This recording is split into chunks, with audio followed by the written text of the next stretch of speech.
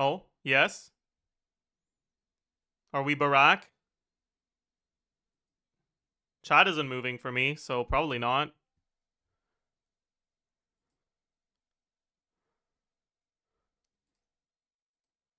Oh, chat is moving now, but dude, I'm like 99% sure that's like Discord fucking with my internet. Oh, wait.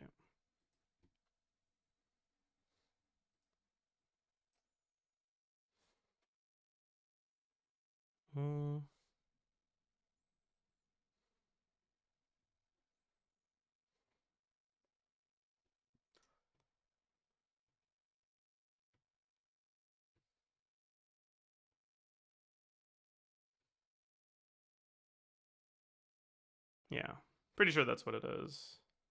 Okay.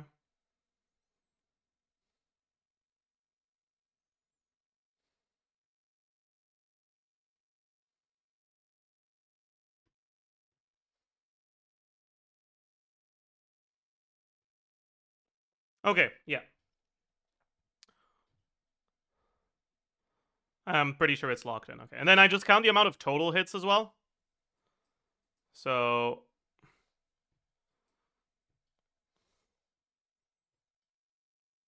is he back? Am I back? So that's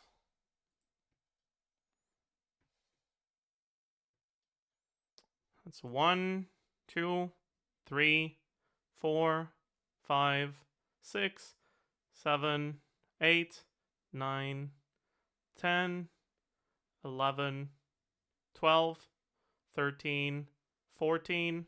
14 hits. Okay. We got 14 hits. Total. Okay. Alright. We got times 1.5. Yeah, okay. So this is unreacted with Mona buff. We have none of the initial hit stuff, but we have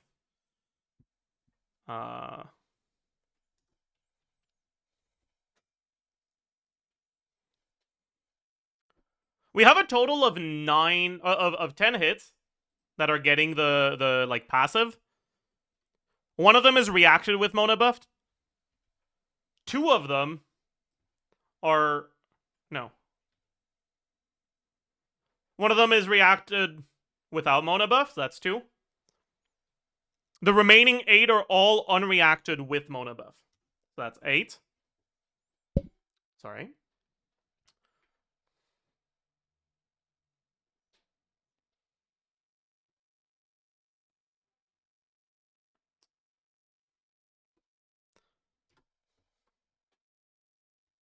Hmm.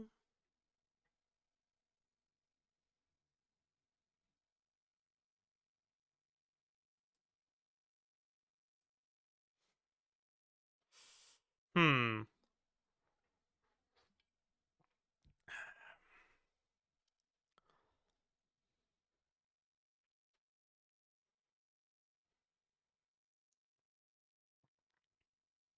Is Wondrous Root Mona not worth it? She's not reacting. 35 charge attack damage percent when she does 1 charge attack, and it's like 20% of her motion value. That's going to be terrible. Why would you do that? Anyway, so there's 8 unreacted hits, yeah.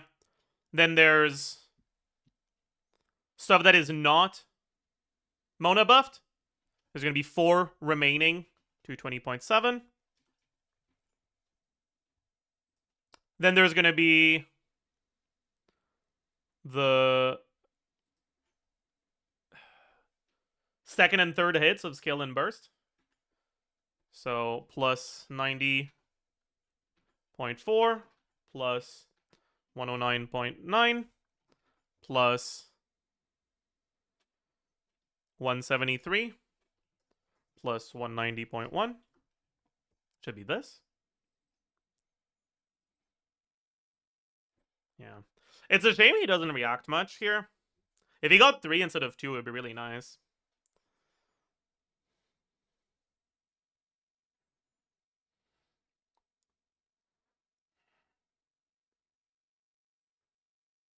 But I'm pretty sure you can't do Durin into Mona. Like, you have to start with Mona E. Otherwise, Mona's E takes too long to pop. And it fucks with your Molani uptime. Yeah. Alright, and he has no shred.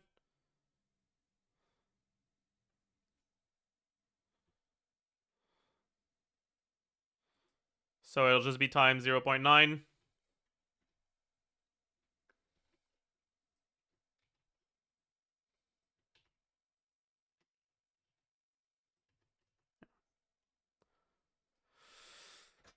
Yeah, that's pretty bad.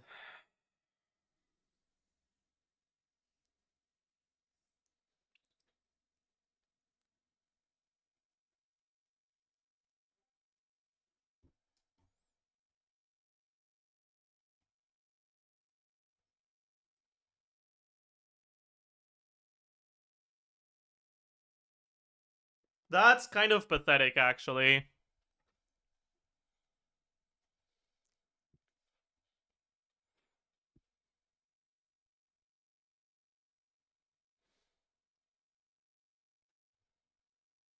Yeah, that's like really bad, isn't it?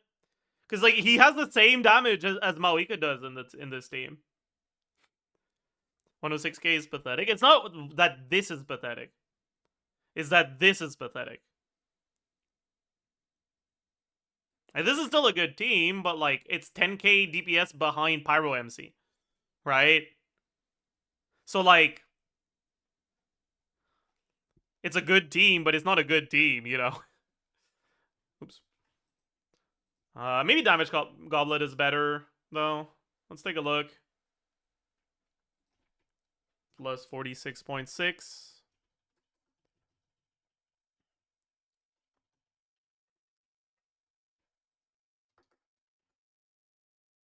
No, it's slightly worse. Yeah.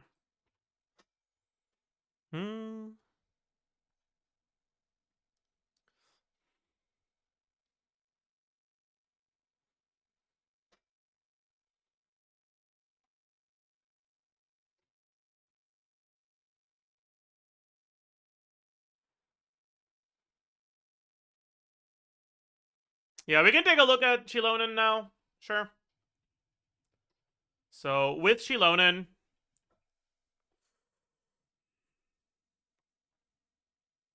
you never get a Cinder City on Pyro. If you, like, trying to get that will extend your rotation, so it's not worth it.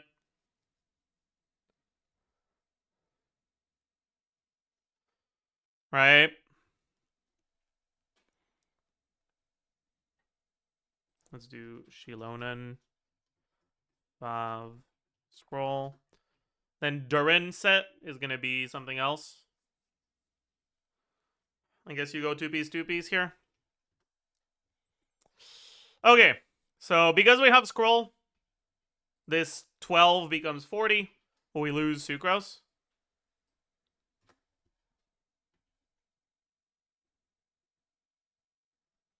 We don't get it on Durin. We do get it on Mona.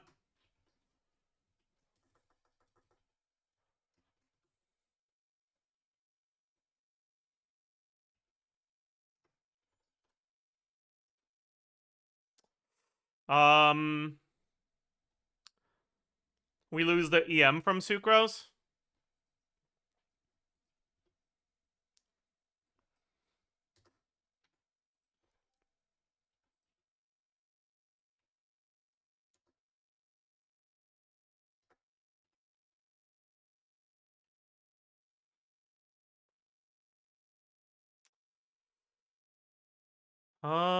We gain, or we lose VV Shred, but we gain Chilonen Shred.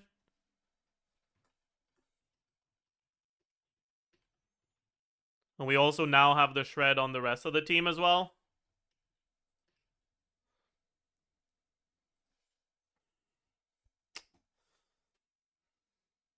Oh, actually, another thing that I forgot.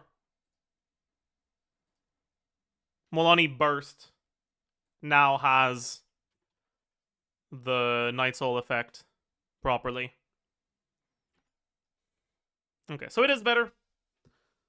But it's still not better than Pyro MC Sucrose.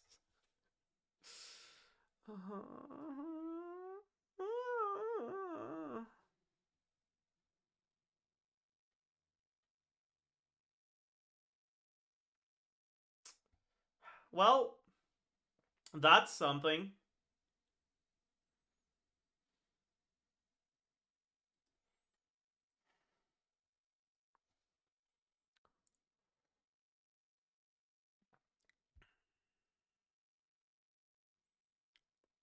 I'll be right back, chat.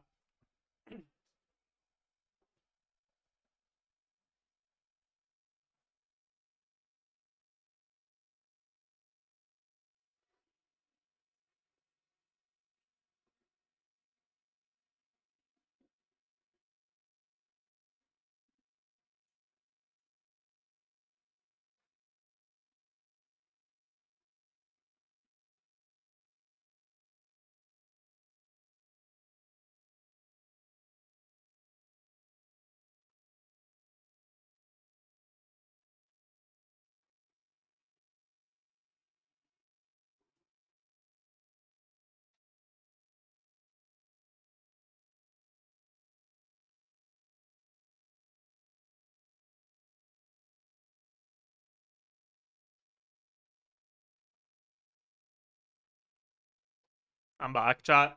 Hello.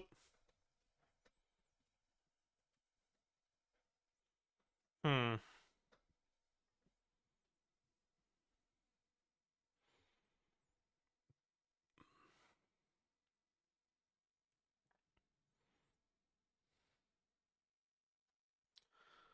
So is Durin not that great with Milani? Yeah, Durin is kind of ass with Milani.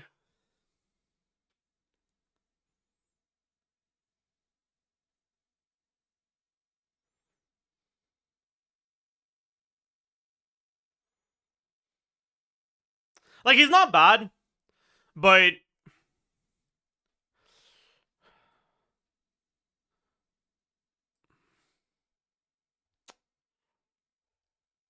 how do I properly explain this?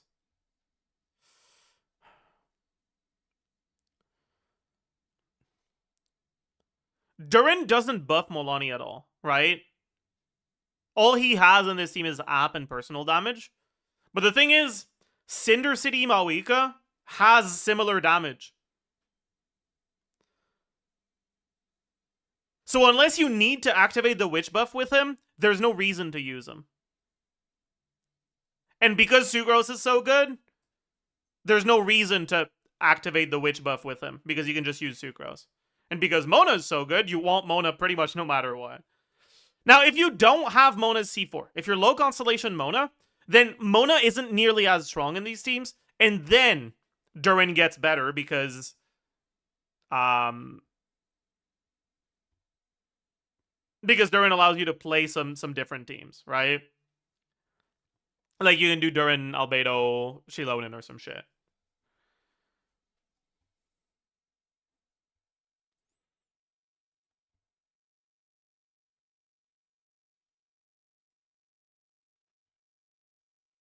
But basically, right, the Mona buffs are a massive, insane deal for Milani. Milani is a character that benefits probably the most from the Mona buffs. So if you play Milani, you absolutely want Mona. And then when you look at your Shredder options, Sucrose is about as good as Shilonen, just damage-wise. Even if her buff doesn't last for the full thing, it's similar, if not actually slightly better sometimes. And Sucrose allows you to go for a last slot that isn't a witch. And there are better last slots than Durin. And because of that, Durin just isn't that good for Milani. But it's all because of Mona being as good as she is, right? Like, if you compare the non-Mona teams, that are Molani with Durin versus with other Pyros, Durin teams will be better. Right? The only reason why the Durin teams aren't that good is because Mona got buffed so much.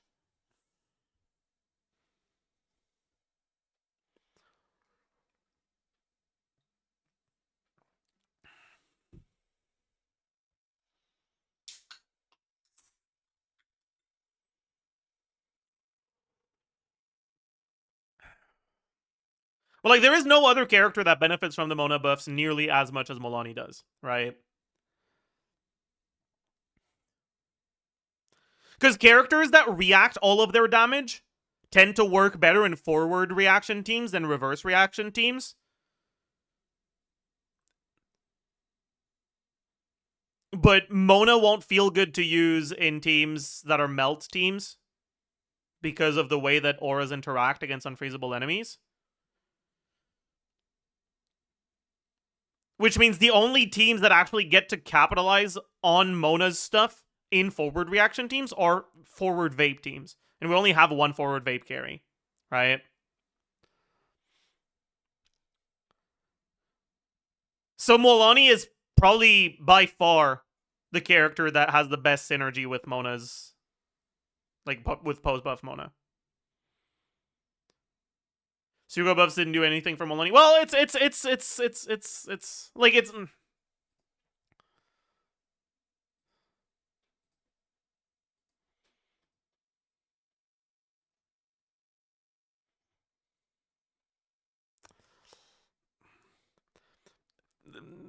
That's not worthless, I guess.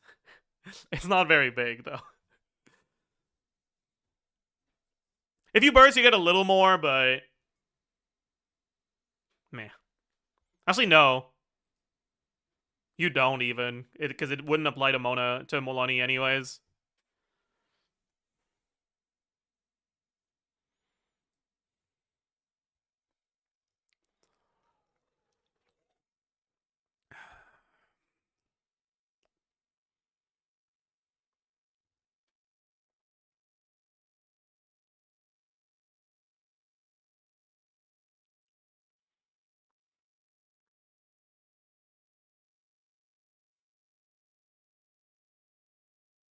Is Mona C6 carry at all competitive with Molani? Kind of, but it's way more cringe to play. And I'm saying way more cringe than a Molani team. It's bad. Don't do that to yourself.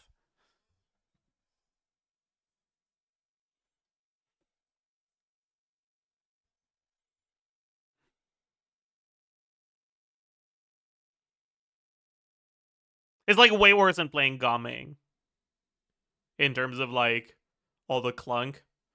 It's got all the same issues as Gaming and the issues that Molani has and the like stamina issues that like I don't know Hu Tao I guess sometimes has. It has a holy trinity of cringe basically.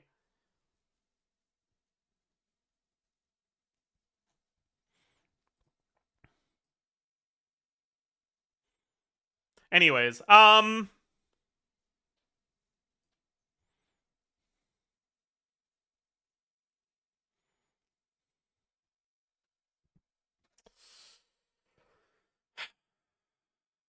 did I change this to two piece? I didn't. So I should get plus 36% attack here. Yeah, so it's 118. It's not that bad, right? Like, it is noticeably behind Mawika. I guess with Shilonin, it's about as good as Pyro MC, though. But, like, 2 5-stars being about as good as no 5-stars is not a good... It's not a good look for Durin in these teams. Right?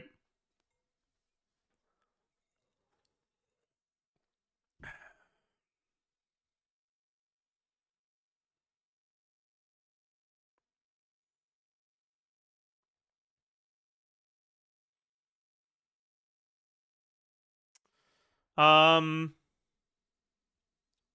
Is there anything else I want to check right now? What about Sucrose instead of Shilonen? We did it here. This was Sucrose instead of Shilonen.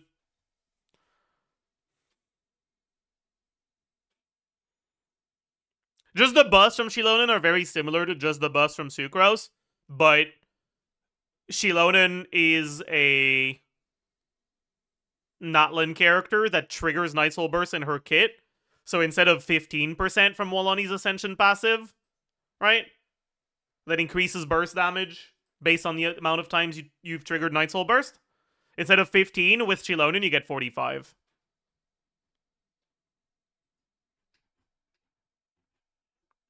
Which kind of pops off, actually.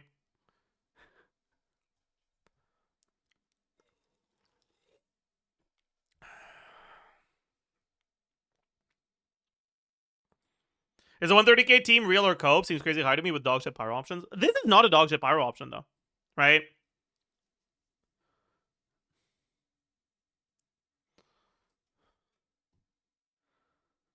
Like, the reason why it works so well is because Mawika gives a fairly noticeable buff while having noticeable personal damage as well. Right?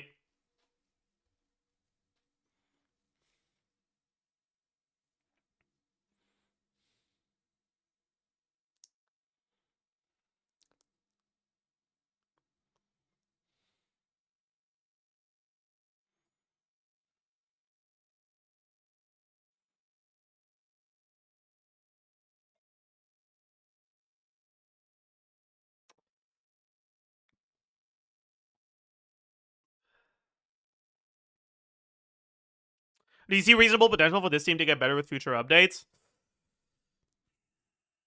Not in the short term, no.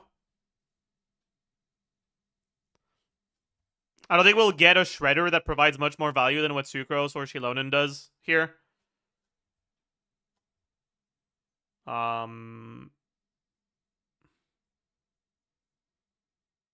Also, another thing here is this was or this calc. This is assuming bite burst when you have burst.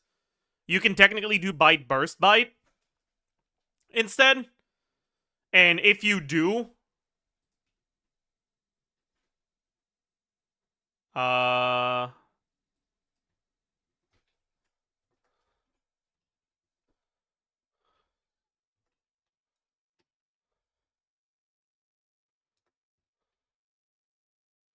if you do, you get another like 2.5k DPS.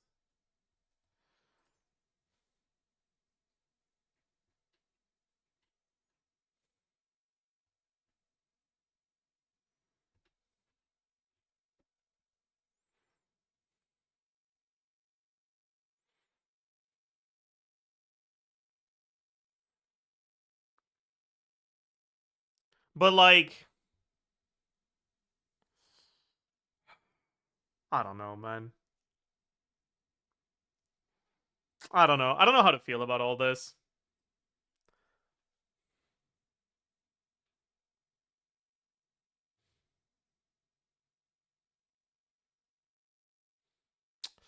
Thorn, that's probably just because the good artifacts you have on Flynn's set all give you a lot of crit rate. It's very possible.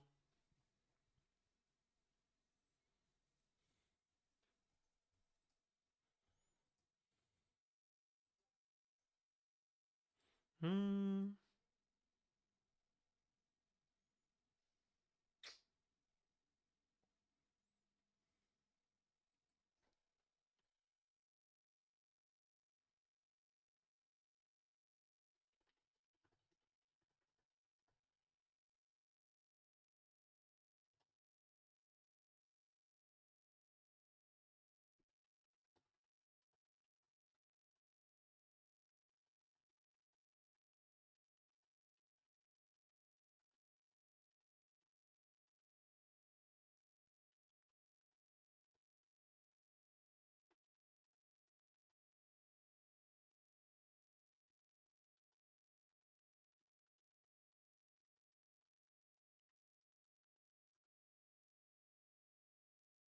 Hmm.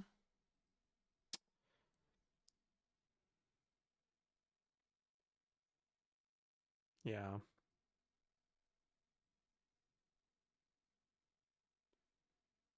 It's really funny to me that Molani personal DPS is higher with PMC.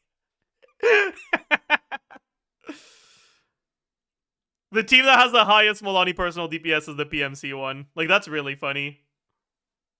That's really, really funny to me.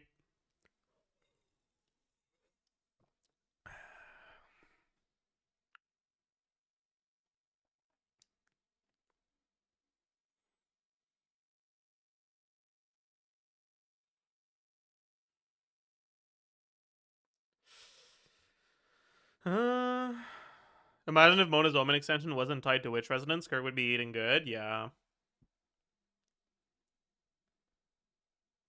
I mean, it would be nice for Molani too, you know?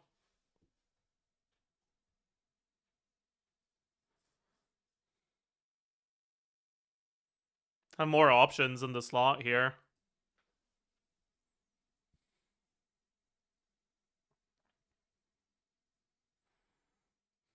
How much does the DPS go down if you don't assume full value from Mona C4? Like if you get 5 to 10 instead of 15?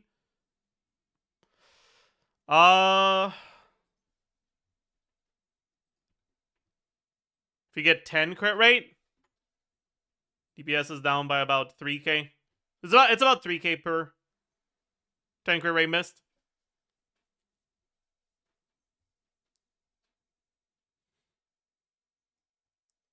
Which is a little bit less than 3%.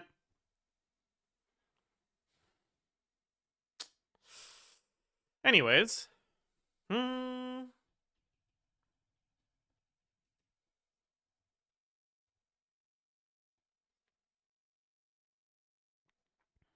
He said she's getting close to Mawika. How does she compare to Skirk? Outside of Seth's gameplay, this is better than Skirk. But it uses Mawika. The non-Mawika teams are not better than Skirk.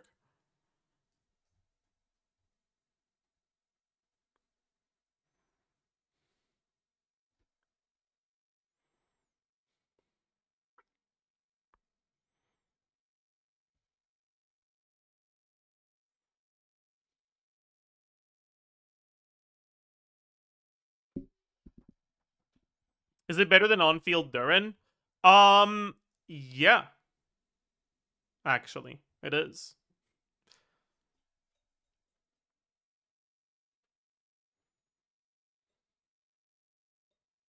Top 3? Probably. It pains me to say this, but I think Molani gains more from the witch buffs than Versa does. It's a tragedy, but I mean, it's still Molani. Like, at the end of the day, it's still fucking Molani, right? So, like, yeah. But yeah, this is like, these are very, very big buffs.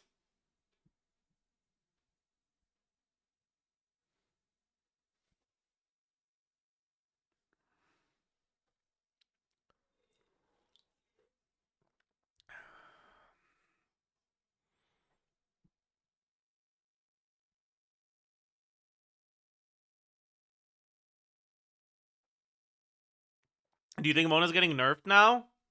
I mean, it doesn't seem like they want to nerf her. Honestly.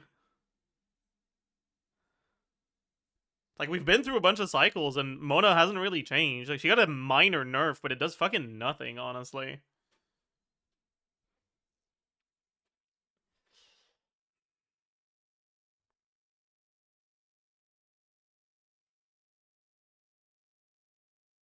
How is Mona driver for Durin Vape? Stop cooking. Get the fuck out of the kitchen, man.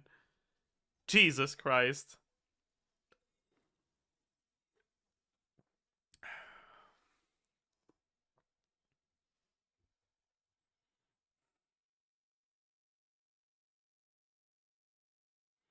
Your goated Milani artifacts on the EU account are begging for you to pull her. The thing is, they're all high crit rate artifacts. So I wouldn't get value from Mona C4. The J account yearns for Molani. I guess it does, though. Like, you're kind of right. Like, shit. I mean, at this point,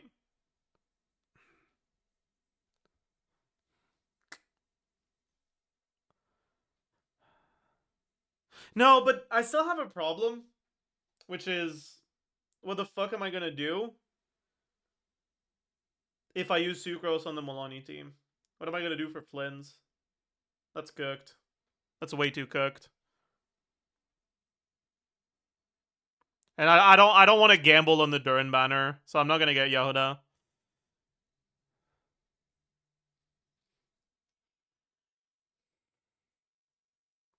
Maybe Colomina has Shred though. So maybe we end up using Bennett or some shit. But then Mawika. I don't know.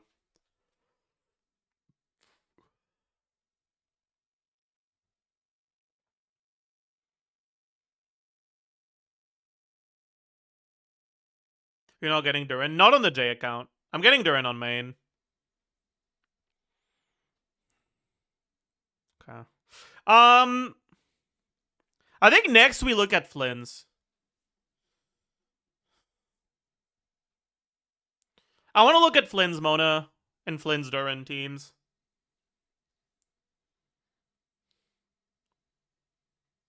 I guess we can look at Flynn's Mona Durin as well. Right? So, both with Inefa and without. So first, without Inefa, we're going to have Flynn's, Fischl, Durin, Aino. Right? Then we'll have Flynn's, Yehuda, Durin, Mona. Can we even do this shit?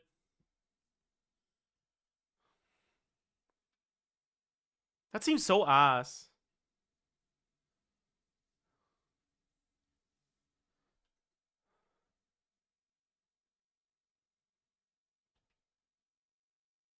Oh, it's because it was supposed to be Fischl, not Durin here. Yeah, okay, wait. That makes sense, yeah. Flynn's, Fischl, Yehuda, Mona.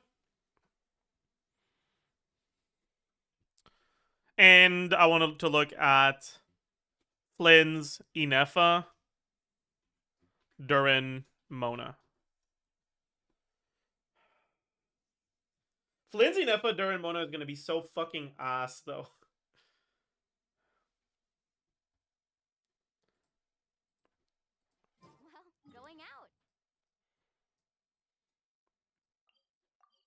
Because you're going to get, like, basically no Lunar Charge reaction damage.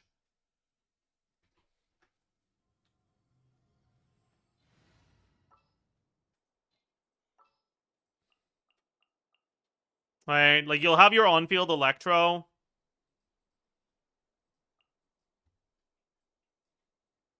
I don't have Inefa. That's kind of cooked. Whatever, more Electro. And then you'll have your off-field Pyro. And then you'll have Mona. Wahoo, indeed. So you'll probably end up doing some shit like... By royal decree, decided by destiny. Delved into... Light it up! Light of the blazing sun!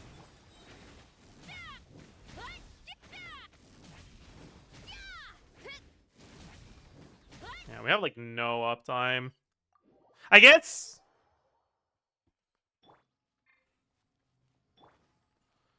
you do... You do Durin before Mona, though, right?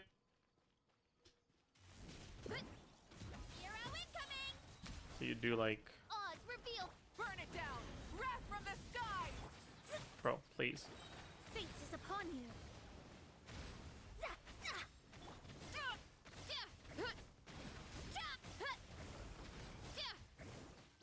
I guess it's not that bad. Let's get Fighting Spirit back on Mawika real quick. Okay. Oh, wait. Let's also get energy back on Mona.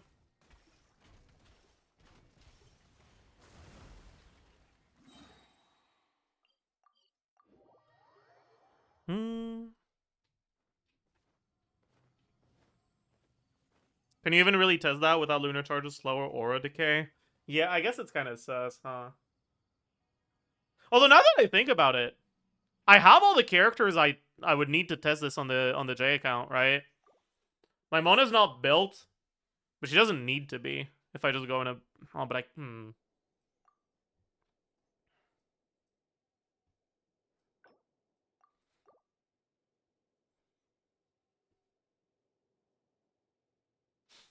If you're doing Mona, Durin, Fischl, Flins, it doesn't have Ascendant Gleam. Was I doing Mona, Durin, Fischl, Flins? I wasn't. The Mona Durin team was with Inefa. I wanted to look at that compared to Sucrose.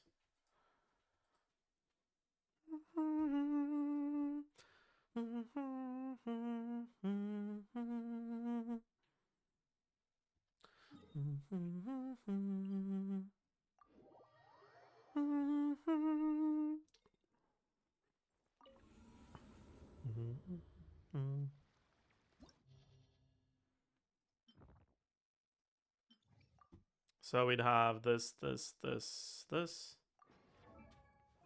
Fast equip. Hopefully we've got some ER main stat. That's not ER main stat. For now, let's just equip and then go here and give her this shit. Okay.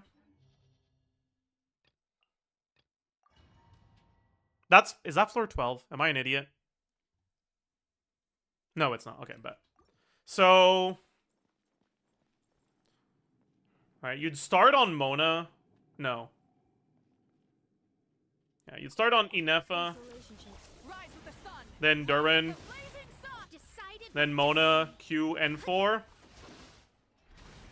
Then E. Close your eyes. Alright, very cool.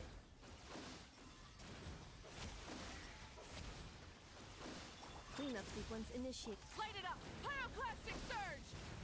Fate is upon you. Let me scrub.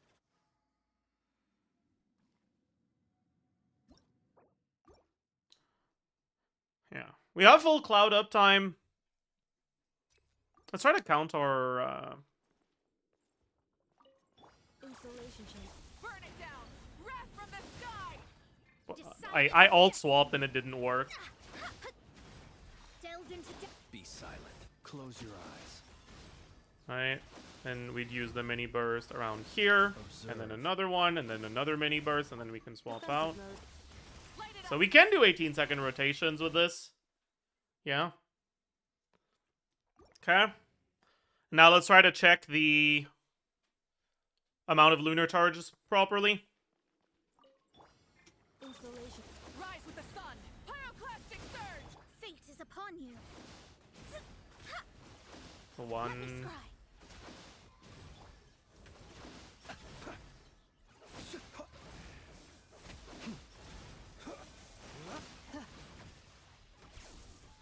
Okay.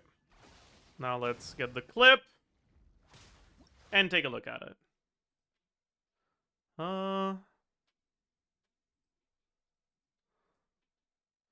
So.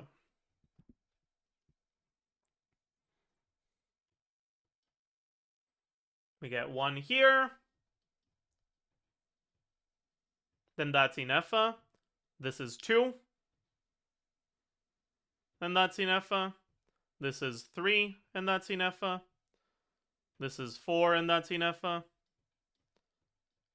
This is 5, and that's Inefa. So we get 5. 5 lunar charges.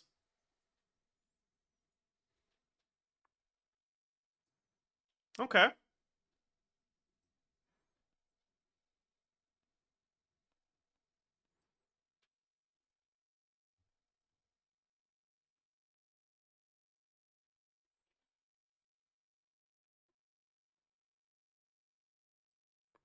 So let's properly write down our assumptions.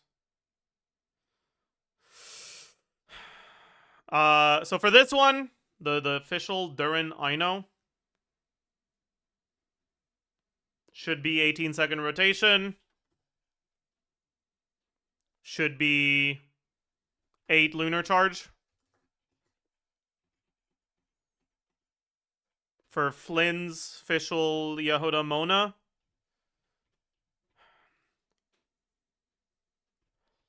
Do we just ignore Yehuda's hold skill.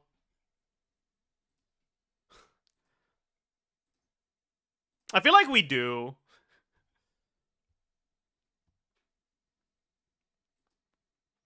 Her hold skill is so bad, man. But like it's good, but like it's bad. But like it's good, but like it's so bad. But like it's good, but like it's so bad.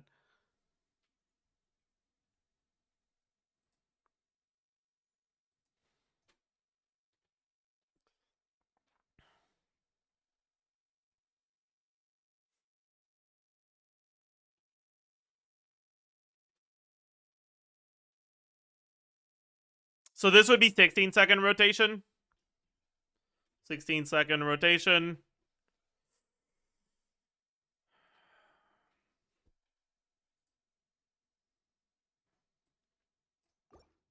If I just look at the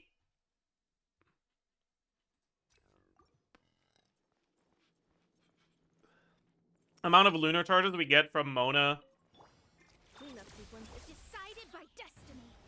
so that's 1, 2, Close your eyes. 3, Observe.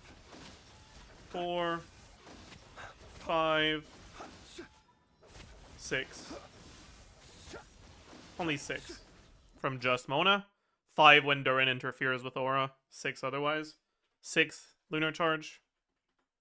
And this will be 18-second rotation. 5 lunar charge. Okay. So, plans, we have base attack. Let me change back to this one. We have base attack. We have attack percent, flat attack, total attack. Damage, no. Crit value, crit multiplier, EM multiplier. No, EM multiplier 1, EM multiplier 2. Do we ever have more than 2? No.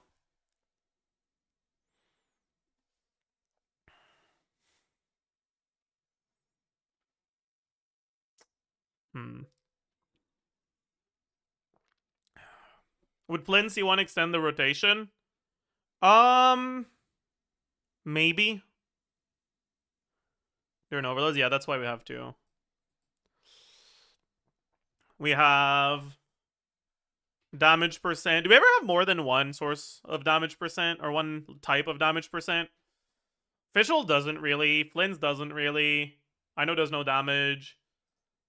Mona doesn't really. Yehuda doesn't really. Yeah, we'll have 2 just in case, but I don't think we'll need it. Then we have... Is there anything else here? I don't think so. So we have effective attack 1, 2, 3. Lunar charge proc. Overload proc. Isn't Yehuda burst 18-second cooldown? But you don't need to burst every rotation, do you?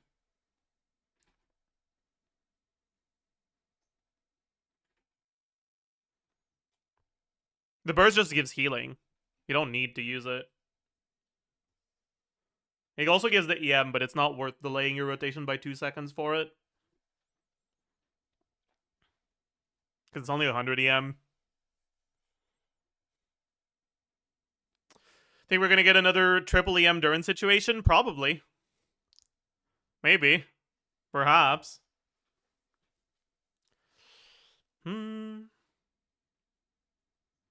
What does Yehuda's build? She doesn't do any damage in this scene, so you just build her for healing. But it doesn't matter. Like, straight up. It does not matter at all. It's just VV. Okay.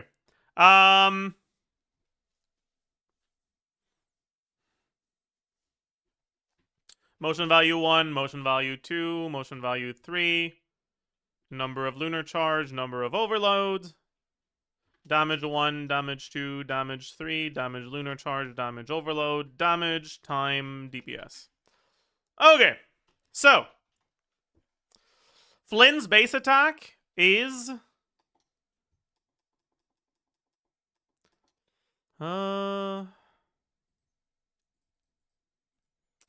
352. Weapon, I guess we go deathmatch? Question mark?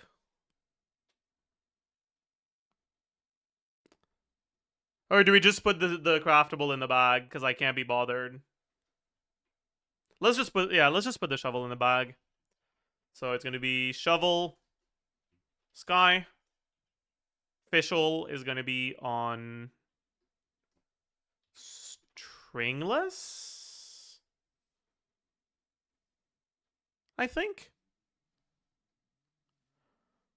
And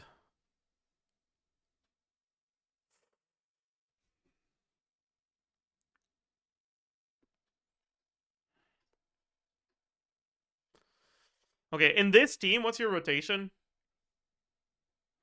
Probably Durin, Fischl, Ino, right?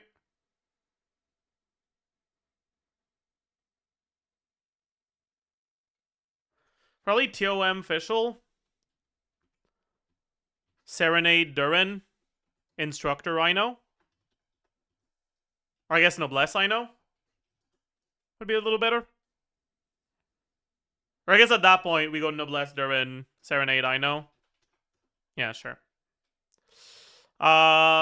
Wolf Fang, 5. Attack percent. What do we have? We have main stat times 2. We have substats. We have shovel. We have Fischl. That's it.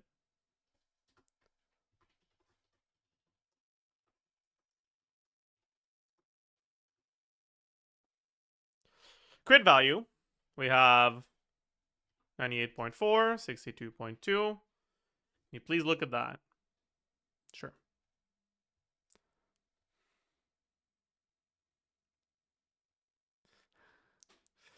Today's Farina ship of the day is R5 Favrina. Farina Genshin Impact X R5 Pavonia Sword Genshin Impact. Good one. Good one. 20 times 6.6. 60 from Sky. Is that it? Yeah. This square divided by 8 plus 1. Elemental Mastery. So, substats, Sky, Serenade, passive. Is there anything else for him directly on EM? Official 180. You're right. Plus 180.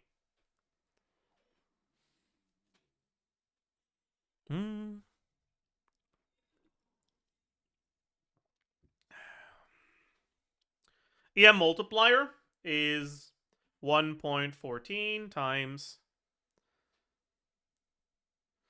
6 times EM divided by 2000 plus EM plus 1 plus shovel 48.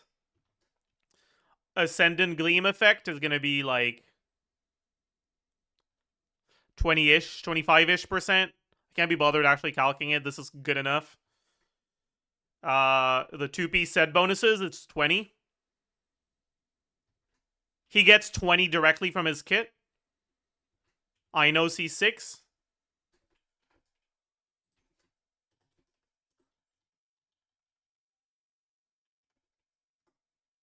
I know C1.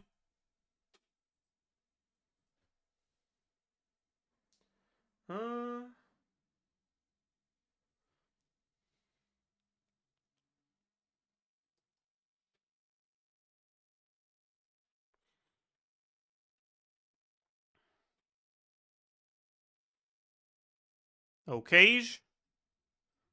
EM multiplier 2. He doesn't have one, so it's fine.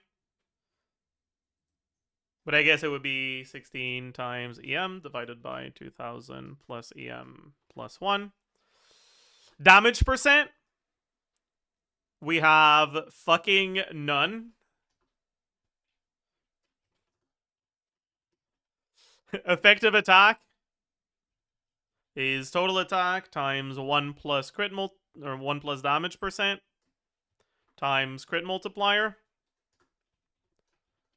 Effective attack 2. Instead of the damage percent multiplier, we have the EM multiplier.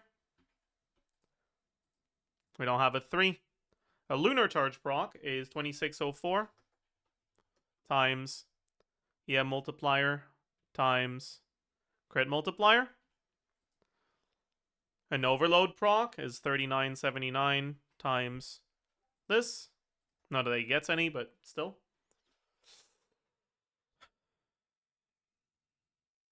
Actually, would he get any? He might get 1, actually. Whatever. Motion value. We will do...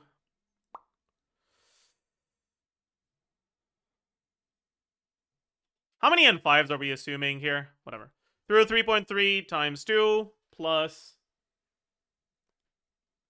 Would we just assume like 5 N3s or some shit? Yeah, let's assume 5 N3s. 99, 100, 123.8.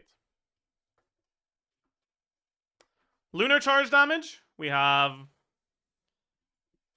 3 times 2 times 121.5 plus 176.7.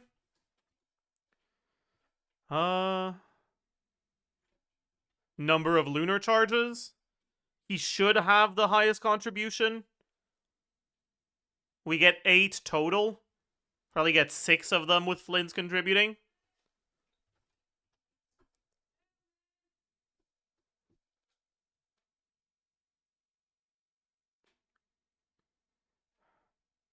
Is this Flynn's C1? No, the 3 is from the lunar charge multiplier. It multiplies things by 3. No, I know you don't end up with overloads on Flynn's. It's all on Durin. With Mona, you might. Yeah, okay. Damage 1. Effective attack times motion value times resistance multiplier with official Durin Ino, that's 1.125. Times defense multiplier. And then the damage from lunar charge doesn't have the defense multiplier. And same for the lunar charge reaction damage.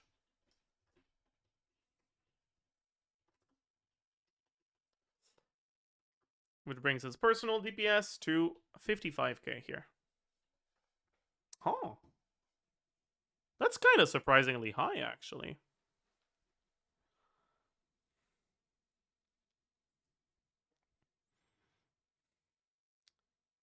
Chad, do you think it's ever a sacrificial angle here? I think it might be.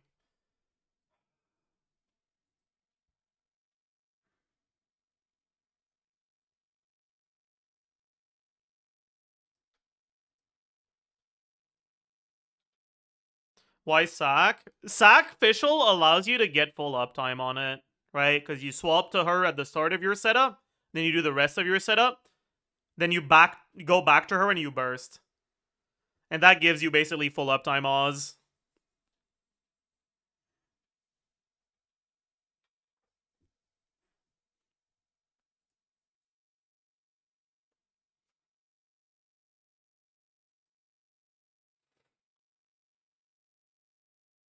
Yeah, I'm pretty sure Sakbo is better here.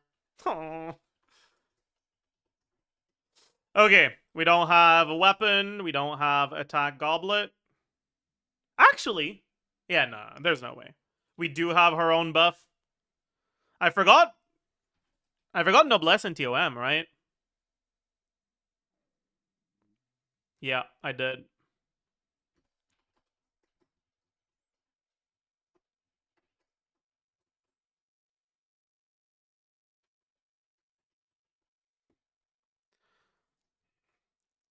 Wait, Chad, this team might actually be good. You guys said meow, I don't know how to say their name. Whatever. But it was apparently calced at 90k. I feel like I'm gonna get higher than that.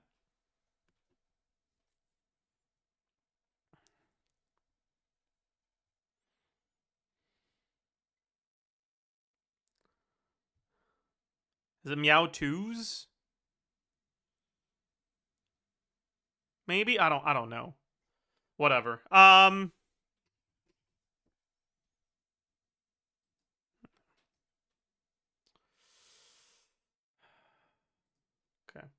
Let's browse through this real quick. So they have Navia at around 80k. It's a little pathetic, but that kind of makes sense to me. Molani Mona C1 with Durin. Yeah, okay. Durin is a fraud here, though. But that kind of makes sense. Right, because this is Durin calcs only. It's not just witch calcs as a whole. Molani Mona Mawika. Okay, that's Mona C1 at 110k. Where do I have Mona C1?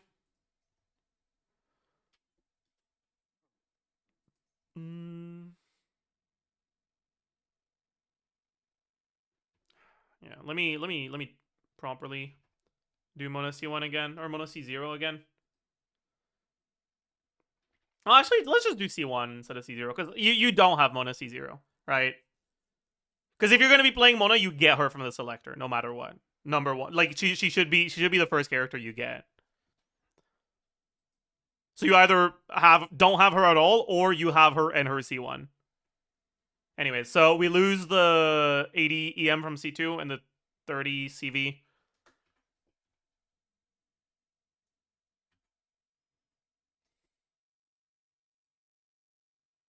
From this.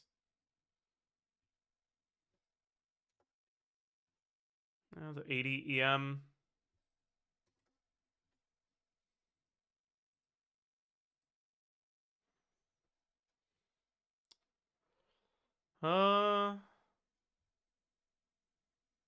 That's it, right? I have it at 115. They have it at 110. But the forbidden knowledge of Song of Days Past being better than Instructor is probably making the difference. Oh.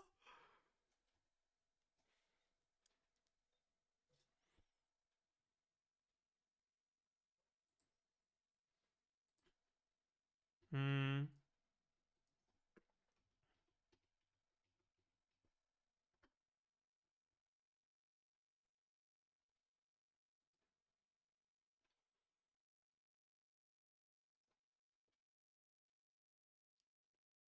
Wait.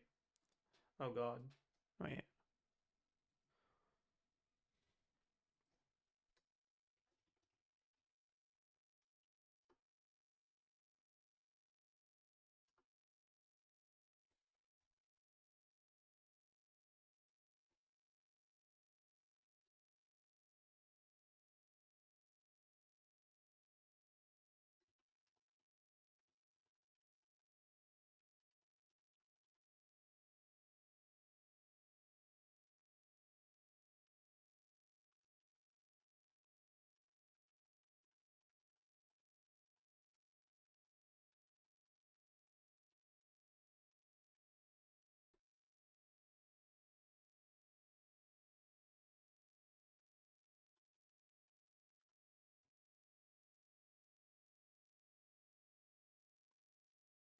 Okay.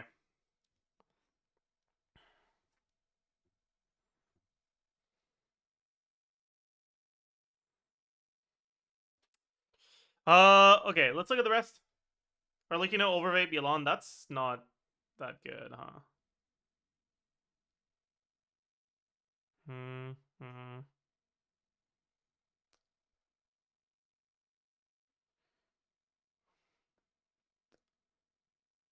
Lona Shilonan. Okay.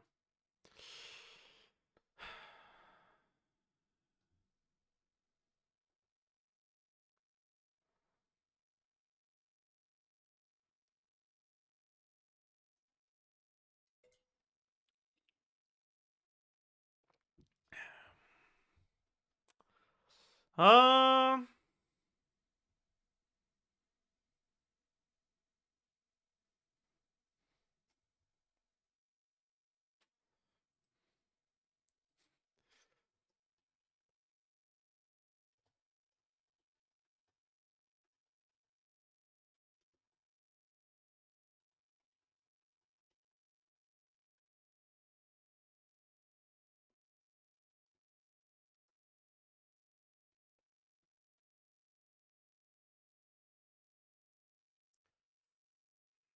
But yeah, okay. So Flynn's Nefa was here. Wait, Flynn's Fischl?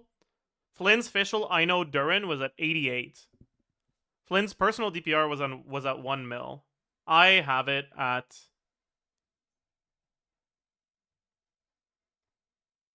a little bit more. But that might just be subsided. Actually, is it? This should be C6, I know, because it doesn't say otherwise. Oh, it's Golden Troop Fischl, not TOM. That's why. Okay.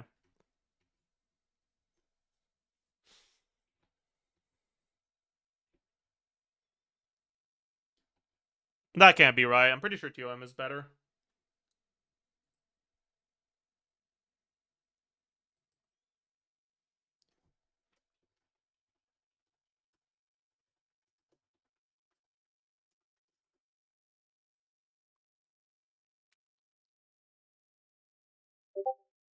Oh, my bad.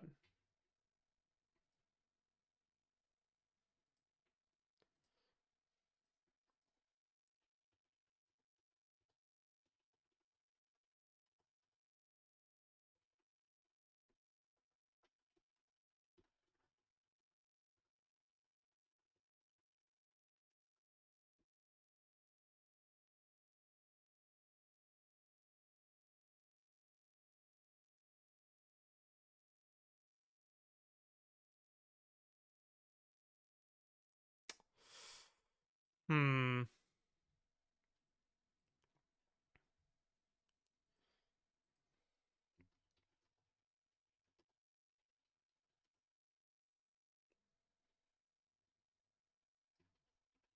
Okay, chat.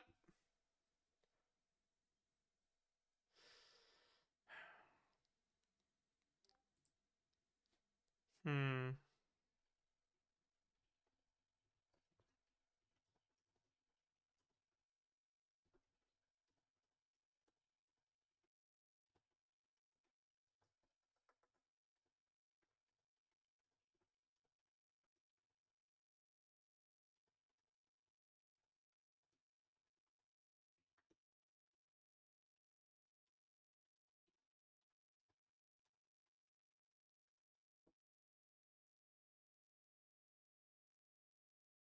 Hmm. Sorry, chat. I'm cross-referencing with other people right now. Hi YouTube. We're not high YouTube yet. We will do the Mona video today though. I'm not ending stream until we get that done. But we're not there yet. Cause I want to finish getting an idea for Flynn's calcs and how good Mona is for Flynn's. I think I have a good idea of how good Mona is for Molani.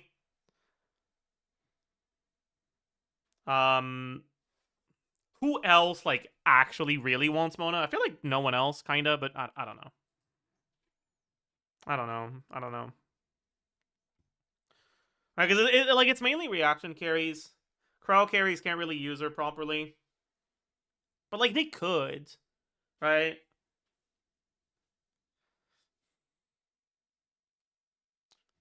But like not really. Hmm.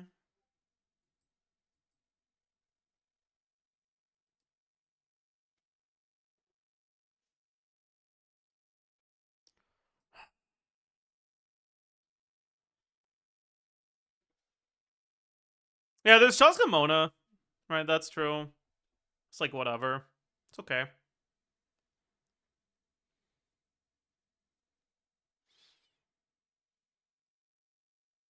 By the way, chat, how do you feel about the fact that Skirk will not be Molani or Mona's best team anymore? Both Molani and Mona's best team is now not Skirk anymore. Isn't that crazy? Like, holy shit.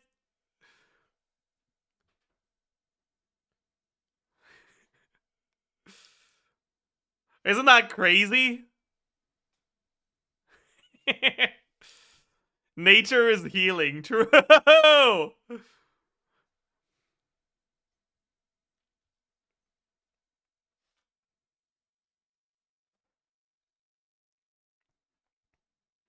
Anyways, okay, so this is not right. This we don't have this. Okay, I did forget the 24% attack ascension. There it is. Okay, EM. What do we have here? We don't have the sky. We don't have Flinz's passive. We do have Serenade and substats. We do have her buff. We don't have I know C6. EM multiplier for this. Yep. Okay, we don't have I know C6. We don't have Flinz's passive. We do have both of these. We don't have this.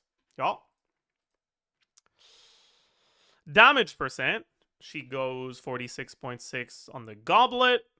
Is that it? I think that's literally it. Oh god. That's a little pathetic on the damage percent, huh? Well, it is what it is. A lunar charge proc? Wouldn't Sucrose be better than Durin in this team? I don't think so. Because Durin activates the overload buff from Fischl. So Durin is 45% attack. Which is more than what you get from every other rotation TTDS. The shred Durin gives is basically the same as what Sucrose gives. And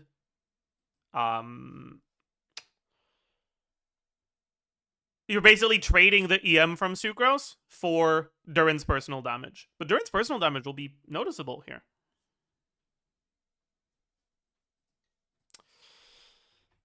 Anyways, Lunar Charge proc, yeah. Motion value. Here, 18 hits. 431. 638. We get like 18 C6 procs, and we get like maybe 7 A4 procs. Number of lunar charges. She should have a lunar charge instance damage being lower than I know. So the 6 that Flinz is participating in, she's 3rd. And the 2 that Flinz isn't participating, she's 2nd. Number of overloads, she should actually get 1 overload.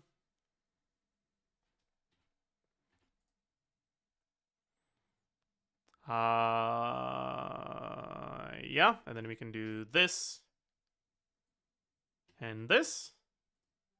Okay.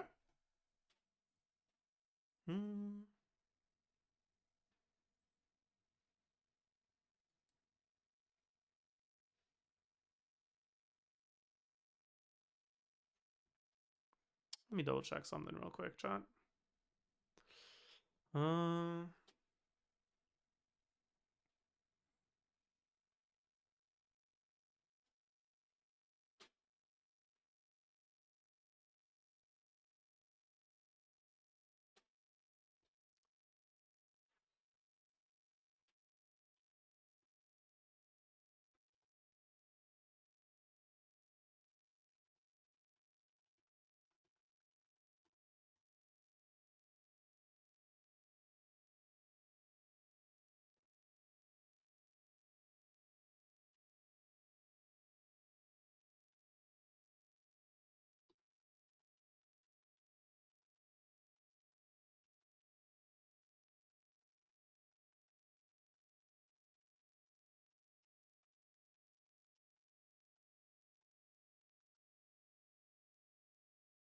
Okay, sorry, chat. All right, then we have Durin, 347. Actually, I'll be right back.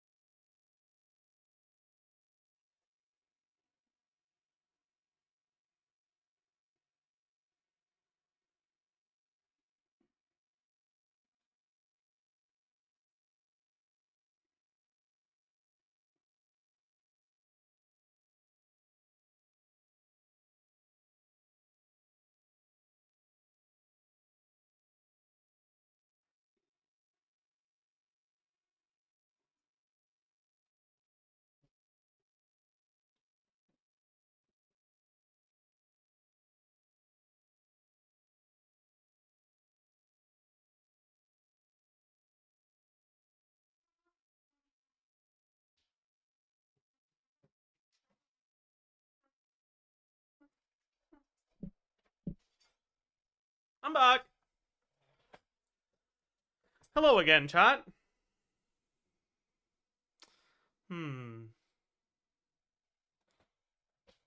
Alright. Plus 510.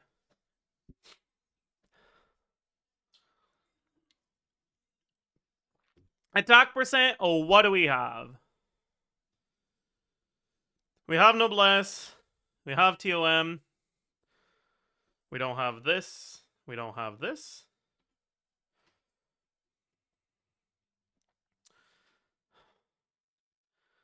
This is an attack goblet angle for sure. Maybe?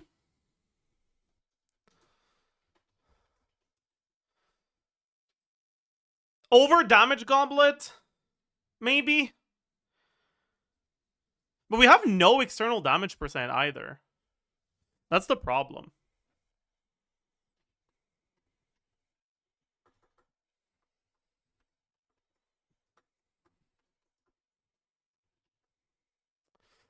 Anyways, so we don't have this. We just have substats and Serenade. Yeah, multiplier 1 is going to be the vape.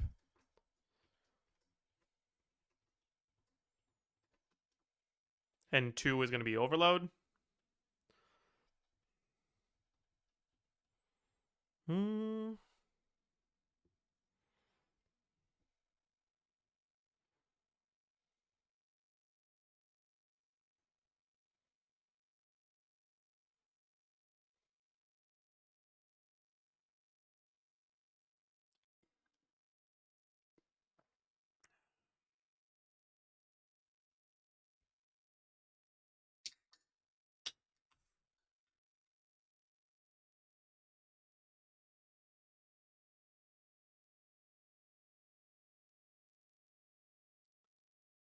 Okay, then damage percent. If we go attack goblet, we have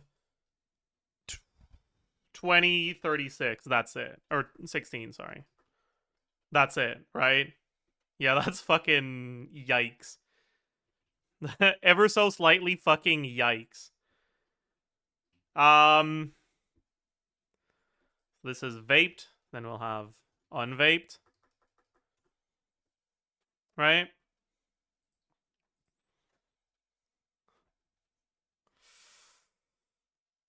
Overload proc.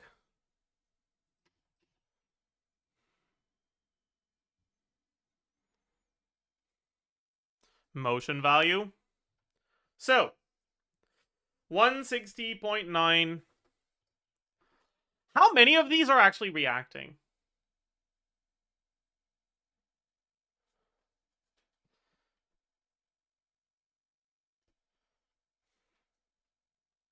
Eight, maybe? Yeah, 8 sounds right.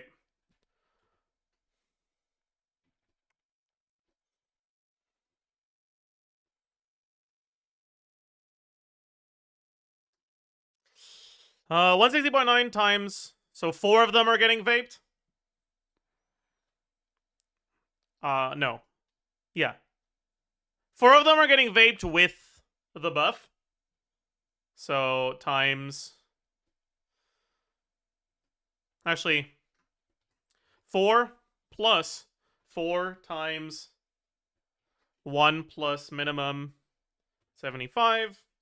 3% of attack divided by 100 times 1.5 plus 179.5 times 1.5 plus 202.2 times 1.5. And then unreacted. 8 is too optimistic, actually. It's probably 7.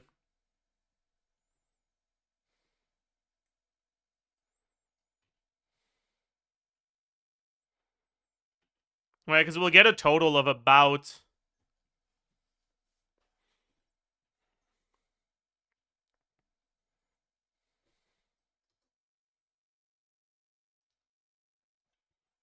Right, 163.9 190.1. Alright, we'll get a total of, in an 18-second rotation, about 16 hits. 7 vape, 9 non-vapes. So we have 4 buffed vape, I mean 6 unbuffed. Or 6 buffed unvaped. Alright, that's 10, then 3, so then 4. Okay, should be it. At least 17 on an 18-second rotation? No. Because his burst has animation time. And during the animation time, it's not hitting. Number of overloads. Here we have 17 hits. That should be 9 overloads. Maybe 8. Let's do 8 overloads. Okay. We do have the shred. Yep. And then overload. Yep. Okay.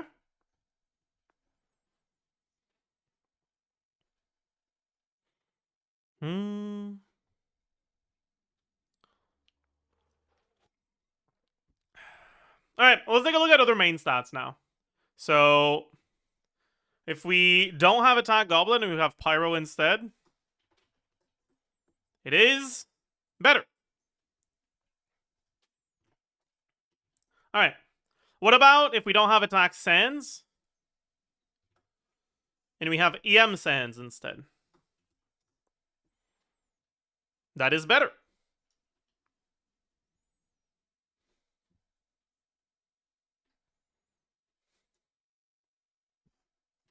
What about if instead of EM Goblet, or instead of a Damage Goblet, we also have EM Goblet? I don't think that one will be better.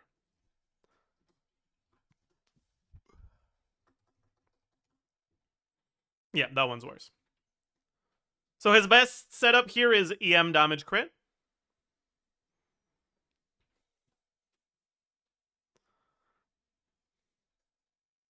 And then I know does no damage other than the Lunar Charge, and then the Lunar Charge, I guess we need to look at her EM. So she has, what, 95 base? 96 base? 96 base. 187 times 2.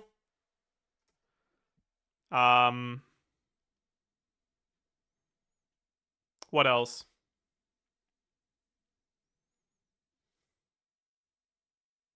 What else do we have for EM? Does I know buff her own EM with C1? I think she does, right? Yeah, there's a set bonus. There's substats.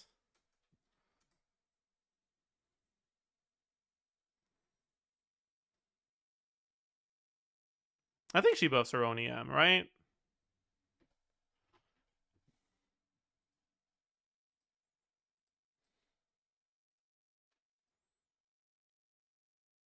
Yeah. Is there any other source of EM here? I don't think so, right? Yeah. Okay. And then her crit value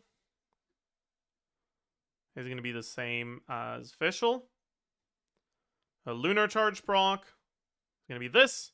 And we get a total of 6 divided by 2 plus 2 divided by 1.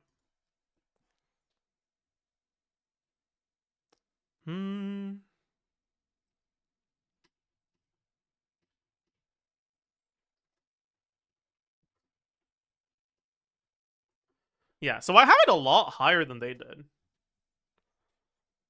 Huh.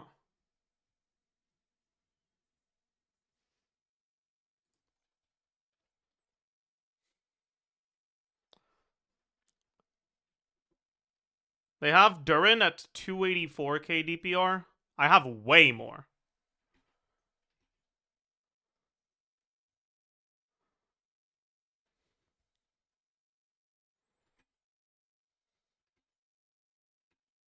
Right.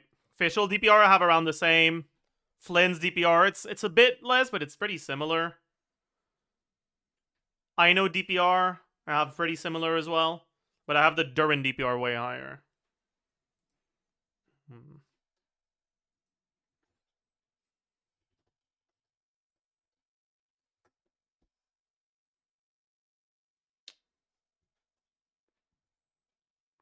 Actually, I have it at the same amount if I don't include his overload, so it might have been a Fergor overloads moment.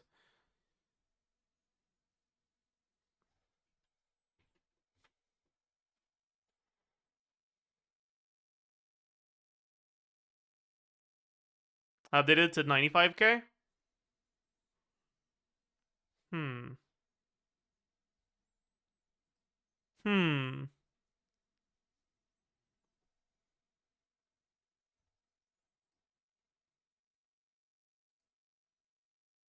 Yeah, I guess my assumptions are slightly better than KQM standard. 7k is a bit high of a difference, but it's not that bad. Oh! Was it also Golden Troop official? It was, yeah. I'm pretty sure TOM is better.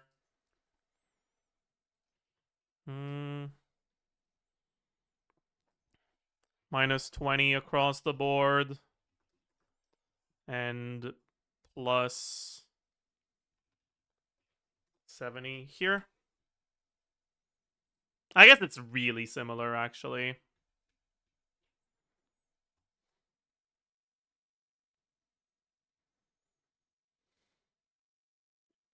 What about non-Sackbow official? Oh, God.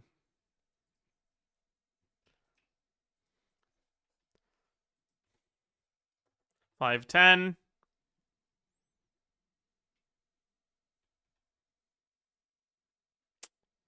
Uh, 165. 48. Motion value, this is now 12. This is now divided by 2. This is now divided by 2. This is now like 15. This is now like 5. Yeah. It's another 2k DPS.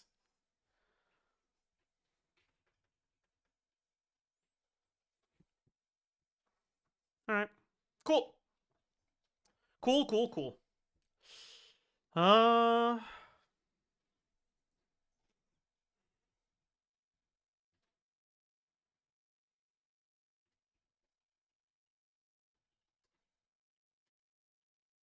Okay. Let's take a look at this one now. So we don't have Durin anymore, and we don't have Ino anymore. So let's lose Durin and Ino stuff. We lose 80 EM from Ino.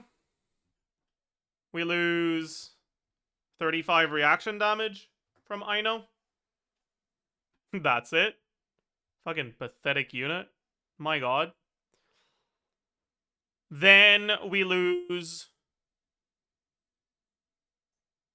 We now have VV. So we lose Noblesse.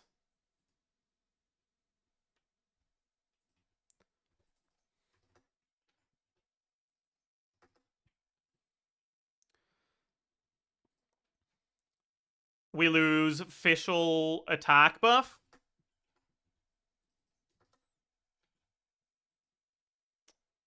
Other than that, all that's left, I believe, is the Durin Shred.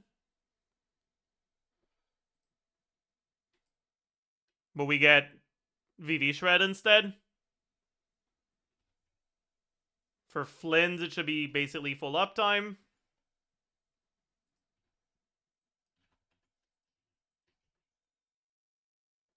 For Official, it will not be. It's like...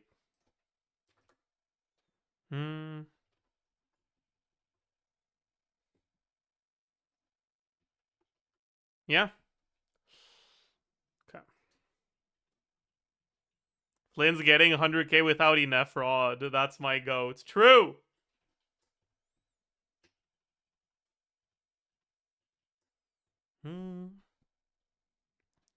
Okay, we've added Yahoda. We want to add a half uptime Yahoda buff. So plus 50 EM. Is it to the whole team or just the on-fielder? Active team member. Okay. So half uptime. Then...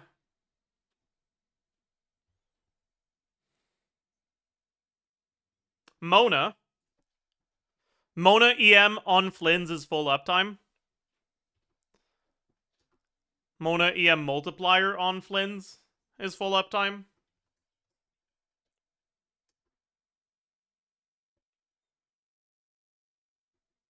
Mona damage percent on Flynn's is full uptime. Mona crit value on Flynn's is full uptime.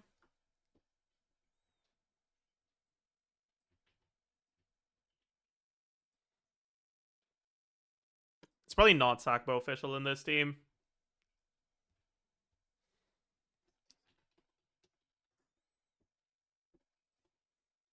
Because the rotation is shorter.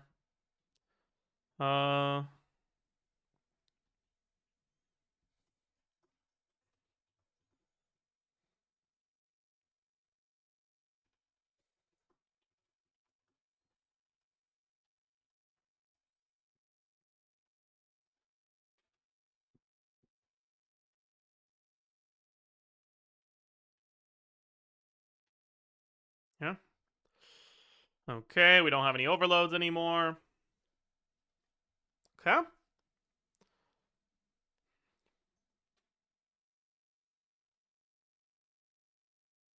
Is that it? That's it, right? Okay, I don't think I need to actually look at the rest of this. This is ass. Right? I guess I didn't add the Mona buffs to official. Right? So plus 45 CV, about 2/3 uptime.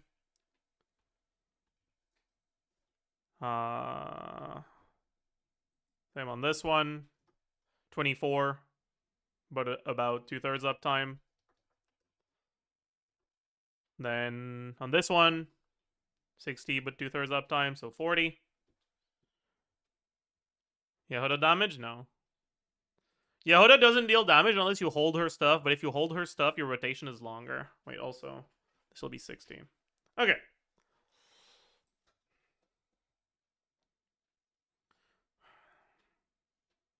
Maybe it is worth holding her stuff, but did you remember official EM buff? It's already there. Yeah, this kind of seems slightly fraudulent, actually. It's definitely slightly fraudulent. Yeah, it's more than slightly fraudulent. It's very fraudulent. Like, it works, but it's not better than the other stuff you have. But I guess you have a healer now, which is nice. But meh. Like, you're gonna get like another 4k, 5k-ish DPS from adding the rest here. So it'll be like 85k, which will be fine. But meh. Okay. Now let's take a look at the Inefa one with Durin Mona. So we lose Fischl, which is 45 attack, 180 EM. That's it, right?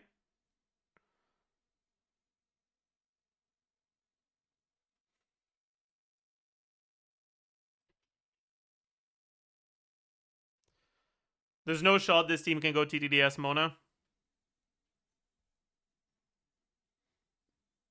If you just go Fav, that's fine.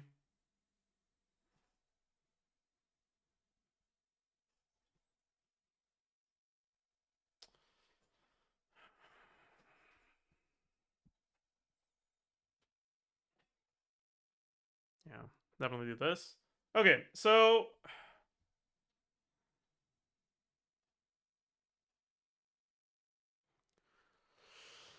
we lose the Ino buffs, which is 80 EM and 15 or so 35 crit or EM multiplier. That's it. In exchange, yeah, and we've already lost the official stuff. Now, what do we get? We get Inefa Lunar Charge multiplier. We get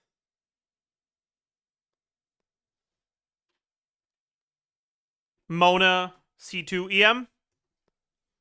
Mona C1 EM multiplier.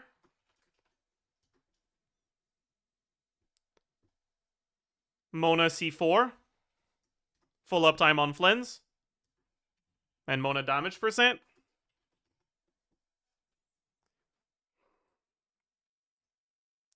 And we also only get a total of 5 lunar charges now. Instead of 6.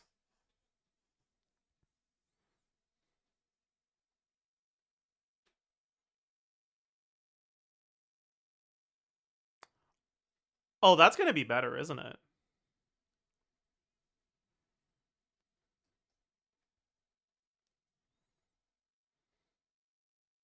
Oh, that's going to be much better, isn't it? Oh, God. Um...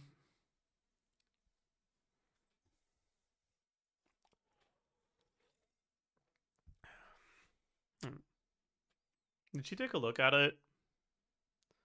Flimsy Neffa.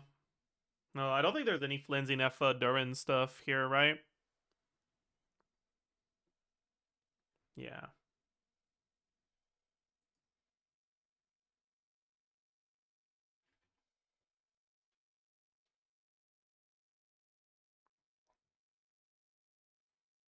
You got the EM buff from Neffa. This is not a bursty Neffa rotation, otherwise the rotation gets longer.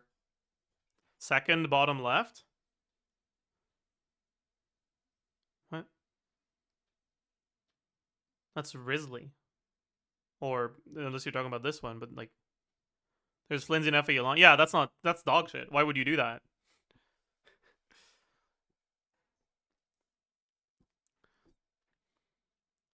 The whole point of using Durin is to activate the witch buffs. Otherwise, Durin isn't better than using Sucrose, you know?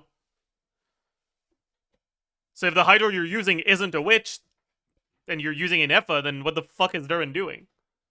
You know, just put the Sucrose in the bag.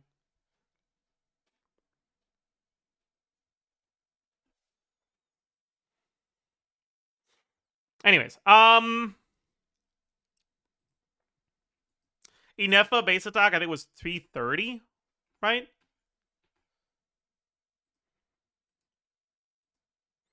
Yeah, 330. And then we'd give her probably Deathmatch. Before we do that, let me just check Durin damage, make sure we have everything adjusted properly. We probably go Attack Sands this time instead of EM. Because we get EM from Mona. It's like about... Nah, it's actually full uptime here. And same for this one. Almost full uptime.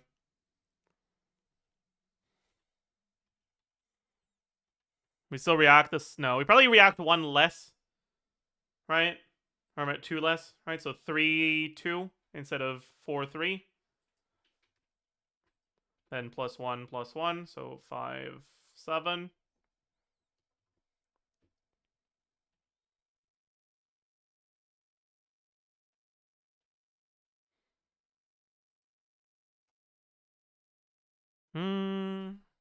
Okay, and now we add the Mona buffs. We have the 80 EM already. We have the EM multiplier. We don't have the crit. Crit value from Mona is going to be like about 2/3 uptime. Damage percent, about 2/3 uptime. We'll generate Hydro after Mona skill expires. You don't need to generate Hydro after Mona skill expires. Right?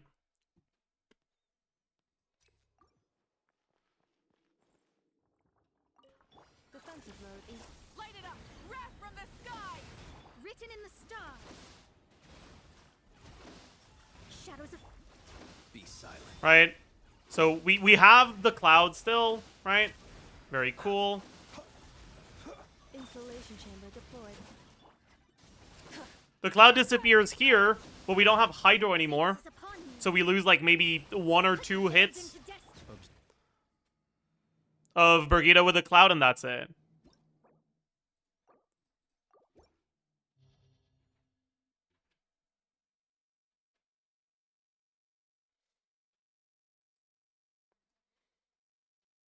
Like, it's not that big of a deal. Yeah. Now it's 5 and that's it. So this one would be 5 divided by 2. Actually, probably 5 divided by 12. And this one is 5 divided by 2.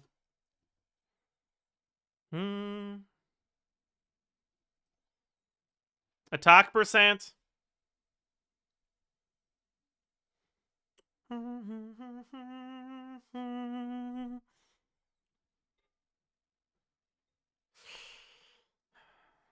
Chat, this team is gonna be good. I feel like I might be fucking something up here, cause this is gonna be like 120k. Anyways, so it's gonna be deathmatch TOM Inefa. So we don't have this. We do have this. We have 24 from deathmatch.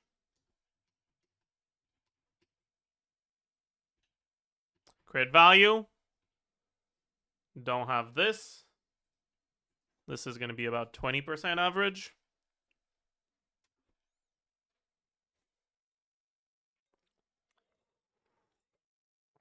But hydro uptime. You don't need hydro uptime, though.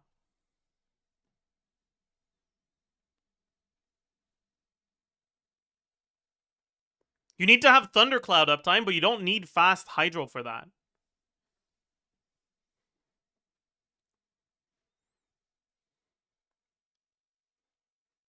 And yeah, having more hydro uptime is better for the lunar charge damage itself, but you still get, like, I looked at it with Mona, you still get 5 instances of lunar charge damage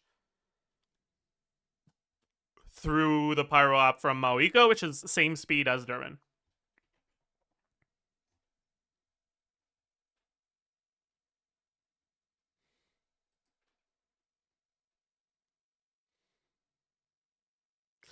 Anyways, crit multiplier. Okay, we also have deathmatch. Yeah, EM. We have substats. We don't have set bonus. We don't have Flinz's passive. Mona passive is gonna be 2/3 uptime.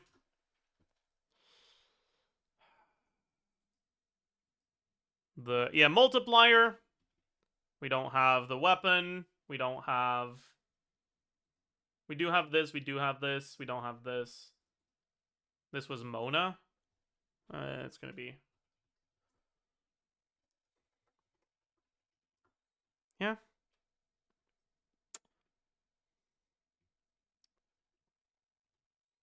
Okay. Do you include the Inefa EM buff? No, Inefa is not bursting here.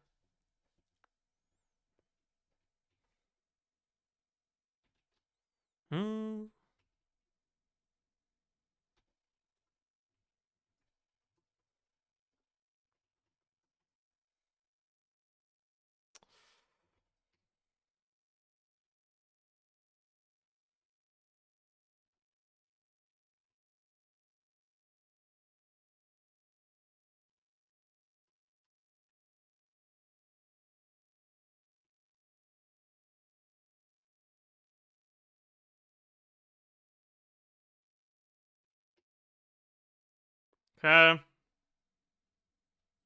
Motion value from Inefa. 146.9.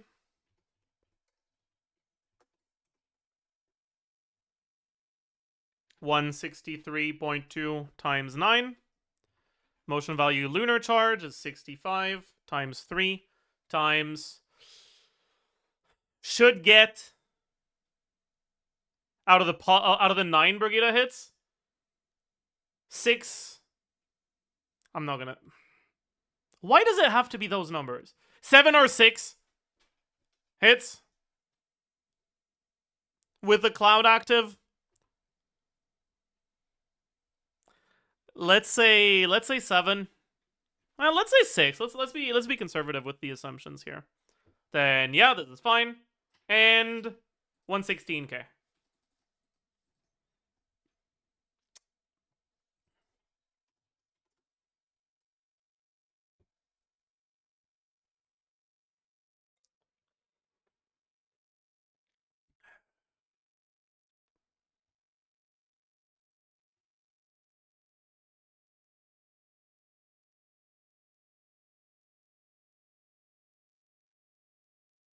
Yeah, I mean, that's an upscale. I haven't done Mona damage properly, but I don't give a fuck. How much from Mona C0 to C4? You don't want to... should we take a look at Mona C0?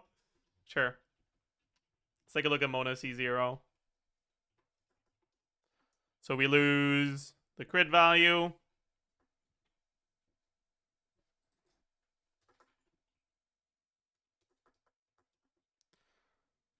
We lose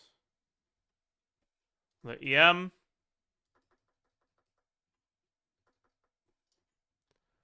We lose...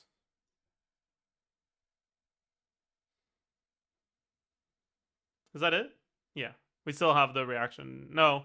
Well, okay, Mona C0 isn't real, so it should be Mona C1. Right? Because, like, you have Mona C1. Yeah, now it's 100k. This is worse than the current best Flynn streams.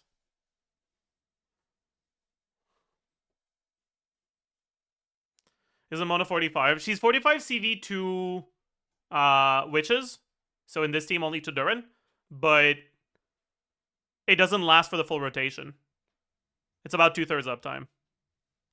So I just did 30% because that's 2/3 of 45. Because I was too lazy.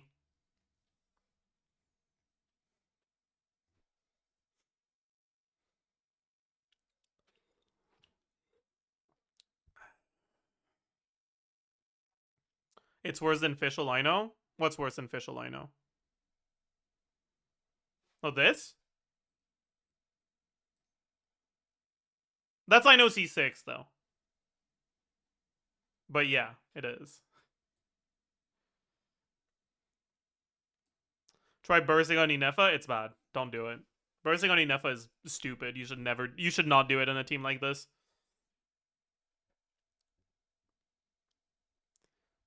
You burst on Inefa when it doesn't extend your rotation. If it does, it's not worth doing.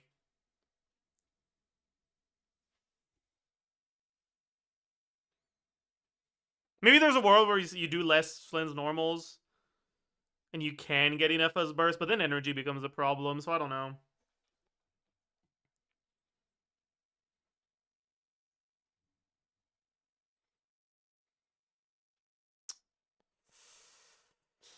Anyways.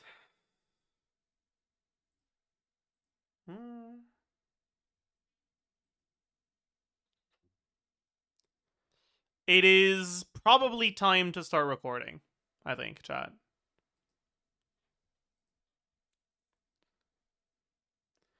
Because I don't think there's anyone else I need to get calced before I record the Mona video, right? I needed to properly calc Molani because I knew it was going to be best in slot and I didn't know by how much. I needed to properly calc Flynn's because I didn't know if it was going to be good. But for pretty much everyone else, it's like it's going to be one of your options. I guess for Durin too, but yeah. Yeah, for everyone else, it's going to be one of your options. It's going to tend to be pretty good if you have Mona C4 and pretty bad if you don't.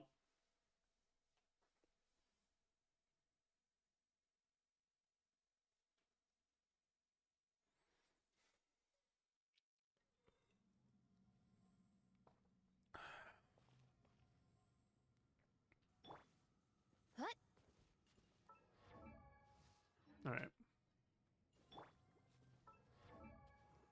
So everyone say hi to YouTube.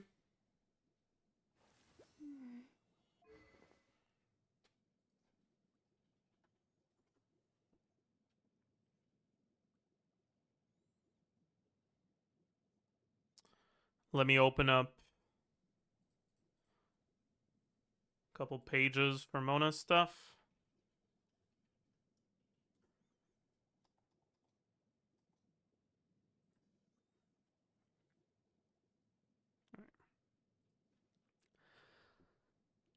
Hello, beautiful people, and welcome.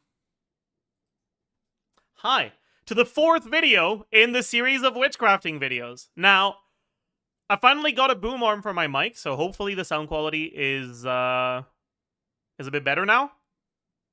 Let me know in the comments actually how the sound quality is now compared to previous videos. Anyways, the witchcrafting videos are a series of videos where I go through all the characters that are getting buffed next patch with all the Hexen Circle buffs,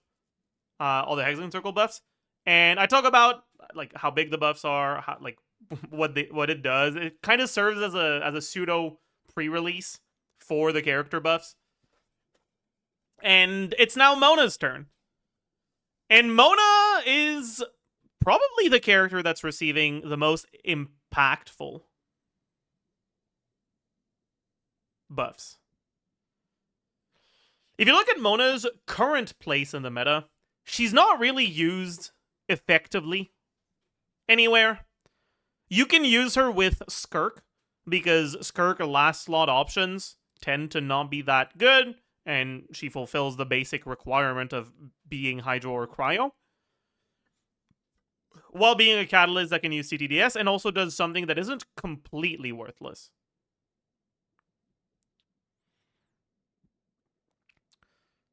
But she doesn't do that much there.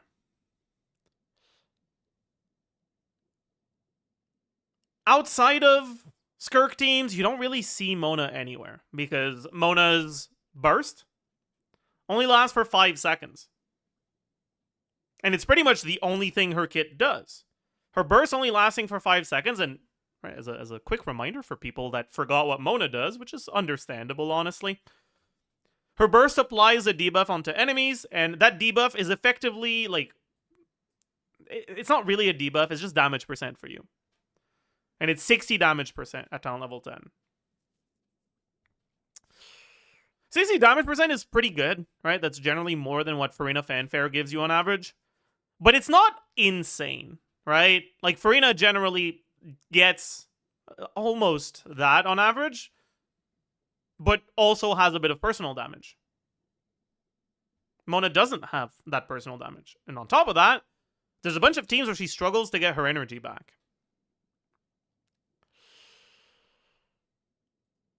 Mona's constellations actually matter because she's a standard character, right? She's the only standard 5-star out of the witches that are receiving buffs. So the impact of her constellations matter a good amount. Her C1 gives you reaction damage bonus, but because of the short duration from Mona's burst, generally, if you are using her burst as part of a setup, if you need to then also remove the Hydro Aura and apply something else and then swap to a carry, the burst is over. And so she doesn't tend to work for anyone that isn't a Pyro carry. And even for Pyro carries, most of them have uptime that's long enough that a good portion of their damage will just not be buffed by her burst. So it just isn't that good. It technically also buffs some other reactions. It buffs Lunar Charge, Electro Charge, Hydro Swirl. It doesn't actually buff Frozen Duration. It's been bugged since 1.0. They still haven't fixed it, and I don't think, as far as I've heard, they haven't fixed it with the buff. So I mean that this is just a lie, but whatever.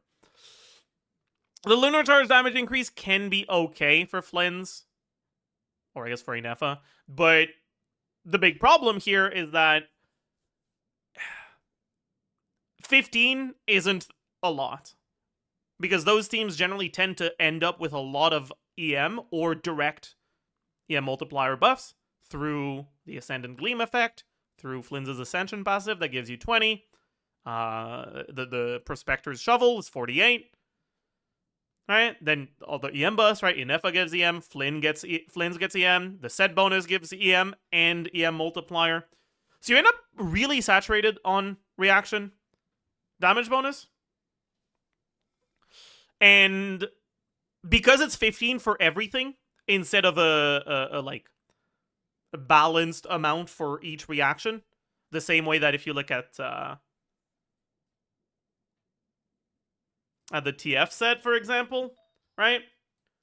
It gives a different amount of damage for each reaction type. It gives more to Hyper Bloom than it does to Aggravate. If you look at Crimson Witch as well,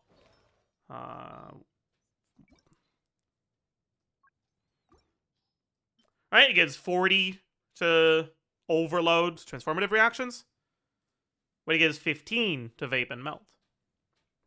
And the fact that Mona's C1 doesn't, and is just a 15 across the board, means that it's a lot less valuable outside of Vape teams. But we've already said, with Vape teams, it's only really for the Pyro carries, and there isn't really a Pyro carry that has field time short enough for Mona's Burst to buff everything. Then the C2 doesn't do anything. C4 gives crit to enemies affected by Omen, but it has the same problem of Omen just not lasting for long enough. Well, the buffs are very big, and the most important buff to Mona is they have given her an ability to extend Omen duration other than the, like, weird freeze bullshit. All right, we're not going to talk about freeze Omen extension. It's basically the timer for the Omen starts when the bubble explodes, and if you keep enemies frozen, the bubble doesn't explode until they get unfrozen. So you can extend your duration with that, but we're not going to talk about that for now. Right? So, as a reminder, right, the way that the witch buffs work is some characters are getting direct buffs to their kit in general. But the main thing is these characters are getting new passives that are reliant on having 2 witches on your team. So you need to have 2 witches. You can't only have 1 to get these passives. And the most important buff to Mona is only for 2 witches. Now, you might have noticed, if you looked at the previous videos, if we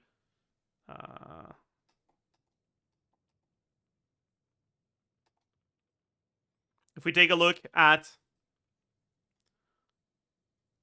the characters that are receiving witch buffs, if we filter by Hydro and Cryo, there's only Mona. That means Skirk teams cannot gain any value from this Mona buff. Alright, so all of this thing that we're going to talk about today basically doesn't affect Skirk whatsoever.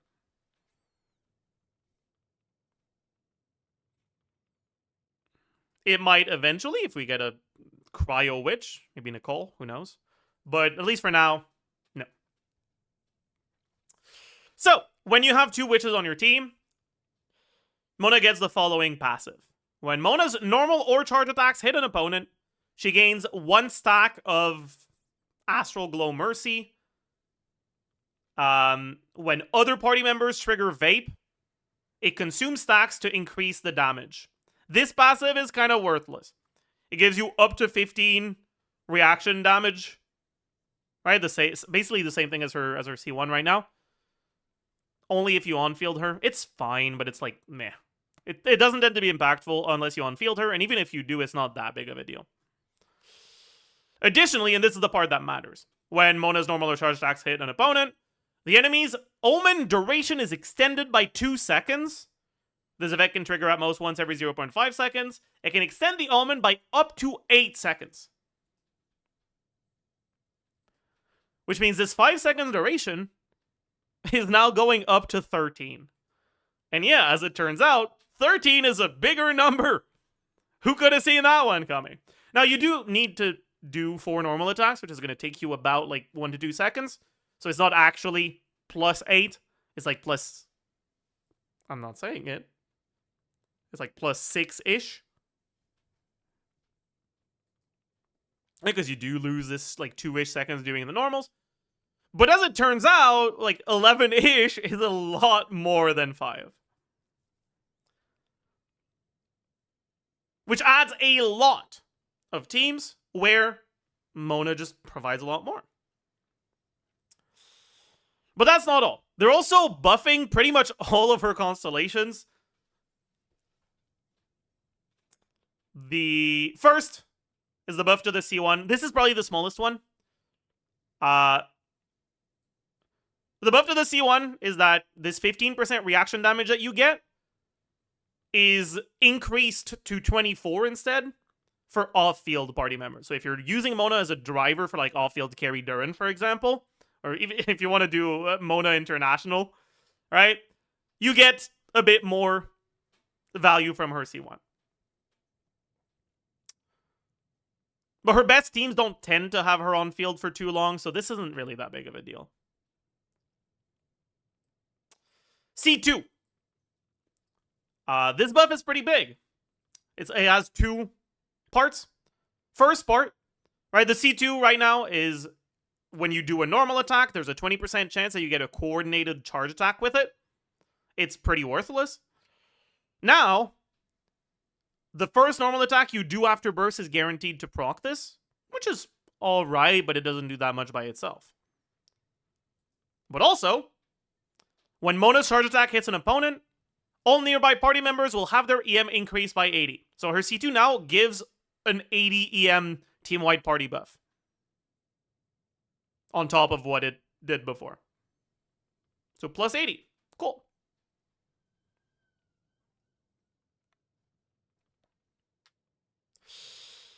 C4. When any party member attacks an opponent affected by Omen, crit rate increased by 15. That's what it already was. But if you're using a witch, they also get 15 crit damage. Now, this doesn't apply to non-witches, but it will mean that when you're using Mona with Fischl, with Durin, they get a little bit more value from the C4. That being said, though, the biggest buff to the C4 is not the direct one. It's the fact that Omen lasting long enough means that you get actual uptime on this 15 crit rate. That's the part that actually matters. And it's actually a pretty big deal. Finally, we have C6. I'm not going to talk too much about the C6 changes. But right now, her C6 is when you spend time in her dash, in her enhanced dash, you charge up stacks 1 per second, and each stack increases the damage of her next charge attack by 60% up to 180. But spending time waiting and looking at enemies during dash is bad, so it's completely worthless. They're making it so that you also generate stacks if there is an enemy affected by Omen without needing to dash. So you actually get to use the C6 for carry Mona if you want to. They're also doubling Mona's charge attack damage. Right? Damage Mona's charge attacks deal to opponents affected by Omen is increased to 200% of the original damage. That's actually just a true ×2 multiplier.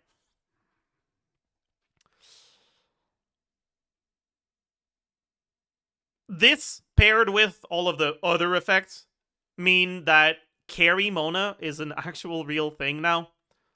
But as much as it's technically something that you will be able to do if you have C6 Mona, from what I've looked at, it isn't better than using a character like Molani.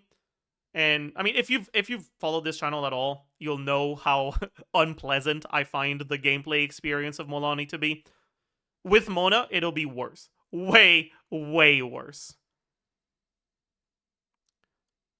You can't accidentally dash when you're too close to enemies because that makes you lose vapes because her dash applies hydro.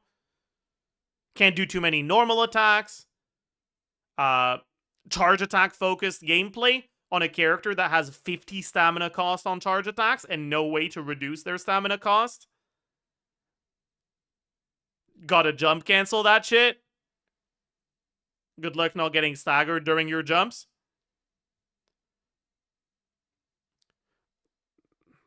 From what I've looked at, the best team for forward vape Mona is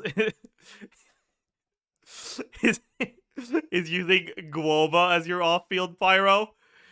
Listen, it's not gonna be fun. Okay, like just don't. If you really like Mona, she will actually be a playable carry. But if you're just looking at meta-focused stuff, do not do that to yourself. Just don't. Anyways, getting back to the stuff that actually matters, so carry Mona aside. How big are these buffs? Well, they're fucking massive. Right, if you look at the other witches, right, we have Durin, we have Albedo, we have Klee, we have Venti, we have Sucrose, Fischl, Razor. So the carries, so Razor, Klee, they don't benefit from Mona that much because Razor isn't really a reaction-focused carry. And while Klee is technically Pyro, with the buffs, they're increasing her Pyro application. So I don't really expect there to be too much you can do for Vape Mona. Maybe there's stuff you can do with, like, reverse Vape Mona with, like, Farina or something. But I'm not too optimistic about it. It'll be one of your options, but it won't necessarily be better than your other ones. And then Venti carry is, like, it's not that good anyways. So it mainly leaves you with Durin, Albedo, Sucrose, and Fischl as potential teammates to Mona. Because again, right, the buffs that you get from Mona, if you don't have the Witch Resonance, are worthless. Like, she basically didn't get a buff. Technically still usable in Skirk teams, but it's not what you're looking for.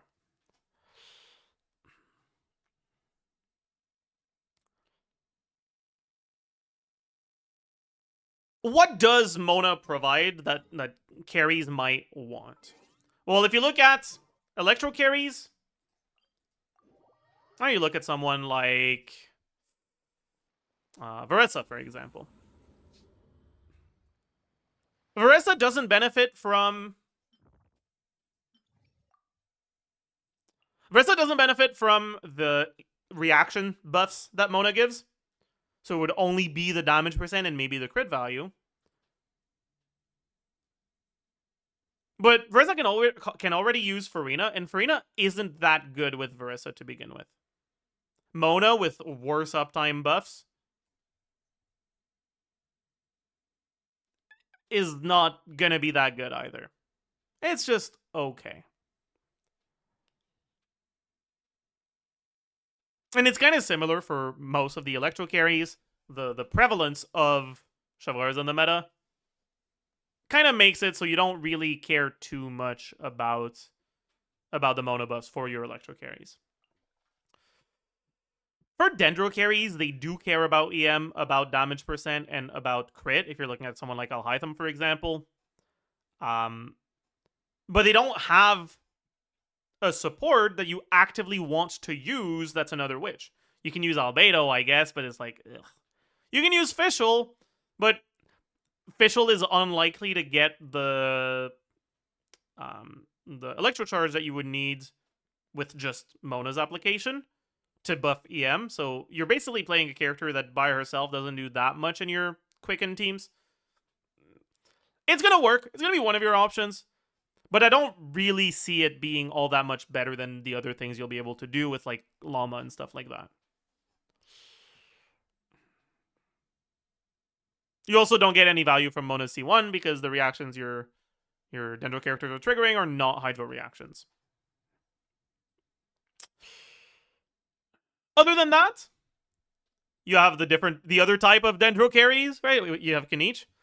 And Kinich also just doesn't get any value from anything other than the damage percent and the crit. And there's just other options for Kinich. On top of that, the Hydro app is actually going to be harmful for Kinich. Because Burgeon isn't as good at filling up his Night Soul as Burning is. And then on top of that, Mona's Hydro application isn't very fast, so you might not even get Burgeon at all. You'll just lose burning uptime from her being there. I haven't talked about Flynn's, that's the other type of Electro carry. Flynn's is actually gonna like Mona, right? Flynn's benefits from the reaction bonus, he benefits from EM, he benefits from crit. He doesn't care about the damage percent Mona gives, but the Hydro slot right now for Flynn's team is bad. You're using Ino. God. It's so easy to be better than Ino. From what I've looked at, it seems like or the Flynn's team I've calced the highest so far with the witch buffs has been Flynn's, Inefa, Durin, Mona. I need to see some proper footage of it to be sure that reactions work the way I expect them to. But if they do, it'll be like a little bit better than the current teams that use Sucrose. I know instead of Durin.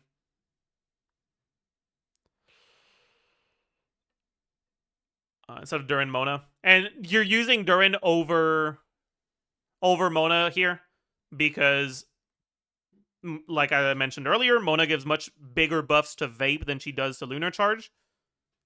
And Durin actually does a good amount of personal damage in that team.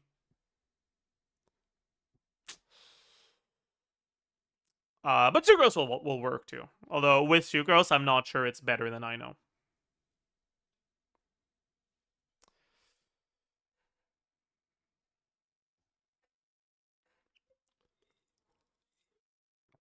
Anyways, then you have the crowd carries. Crowd carries don't benefit from the Mona buffs, right? There's Kirk. We already said you don't get the Witch bonus.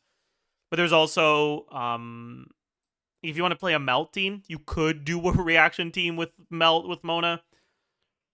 But Mona being Hydro is actually detrimental to your team. So it tends to just not perform that well.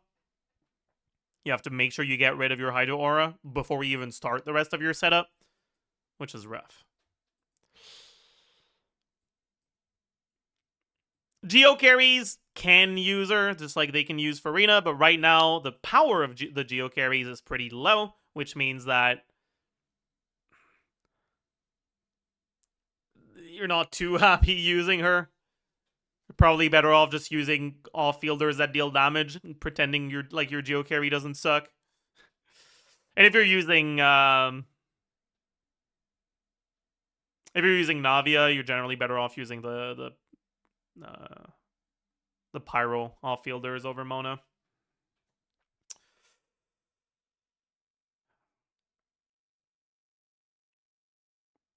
Animo carries, kind of a similar. They're in a similar boat, and that leaves us with Pyro and Hydro carries.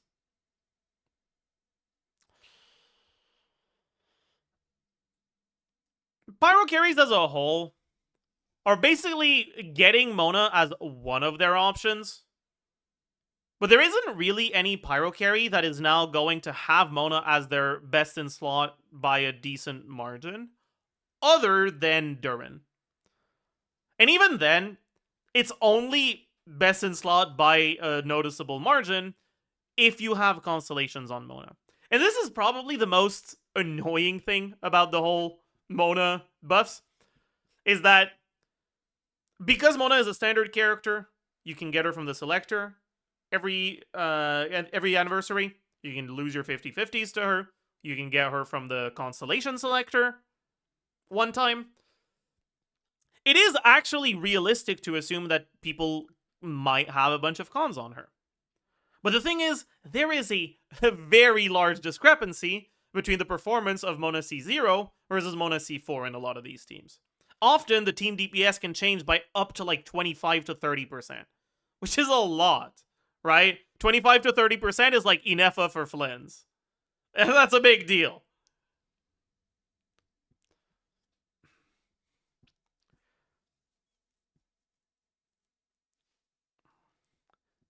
And so, every time I'm going to make a statement about Mona in these teams, there's always going to be the caveat of like, well, at C4, it's a lot better than at C0. You know, by a very, very, very large margin, often. Anyways, C4 Mona, I'd say, is best in slot for Durin. But C2 Mona probably isn't.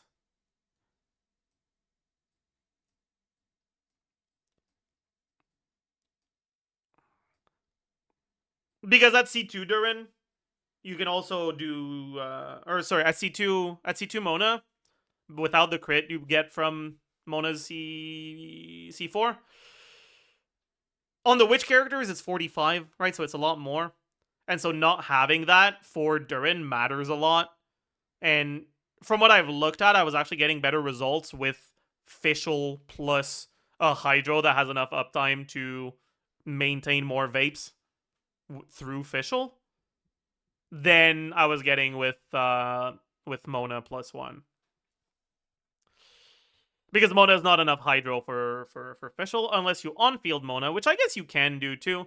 But, I mean, I'll talk about this more in the Durin video. Durin's best carry teams are on-field Durin because Bennett is broken. And it's stupid and I hate it because Durin is a character who gains literally nothing from being on-field.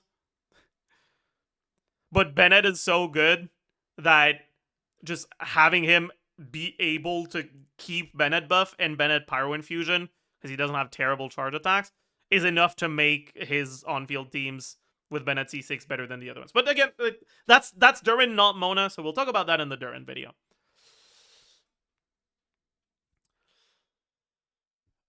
That being said, though, the fact that, you know, C2 Mona isn't necessarily better than using something like Fischl Yelan or Fischl Xingqiu with Durin means that, as much as I think she is the best for Durin, I don't think she's necessary. There is one character that gets so much from the Mona buffs that I'd say they're straight up like a whole ass tier, maybe even 2 below, if you don't have Mona's C4. Let me introduce you to my favorite character, Molani. Oh boy. Yeah, Molani is certainly a character of all time, and the Mona buffs are massive for Molani because there's actually a lot of teams where you do double Hydro Molani using something like Candace, who's fucking worthless, right? 40 damage percent at best isn't much. Just because having a second Hydro gives you Hydro Resonance, which is nice, but also more energy, so you burst every 2 rotations on Molani instead of every 3 or 4. Having a Hydro character that generates particles, but that is also not worthless on the Molani team, is a massive deal. On top of that, right, on top of the energy and the Hydro Resonance, you're also getting much, much, much easier swirl or, I guess, crystallize setups if you use Shilonen by using a second Hydro.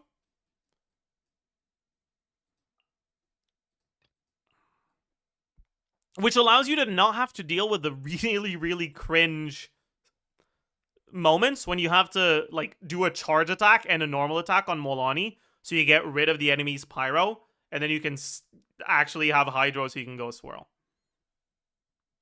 In these double Hydro teams, that's gone entirely. Now, you might be thinking, you might be seeing this and being like, Zajef, there's no healer here. There is a healer here. You don't see the healer, but it is there.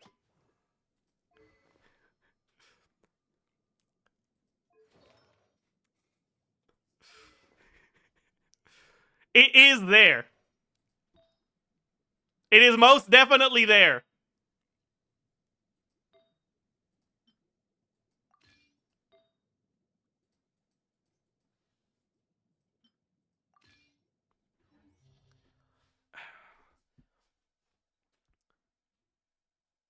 I think people often don't realize that the healing provided by Prototype Amber is not based on the holder's HP, it's based on the target's HP.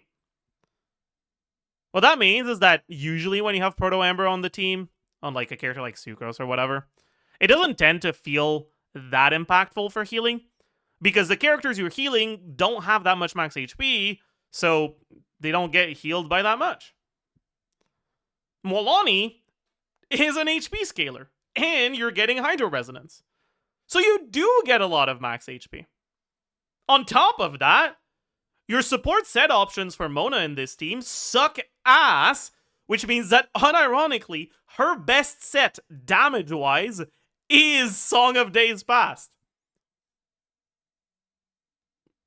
Because you have such bad uptime on Instructor in this team, you only get it on one of Milani's hits, it's actually getting beat by Song of Days Past. And Song of Days Past is another 15 healing bonus. Pair that with a healing bonus circlet, you now have 50 healing bonus.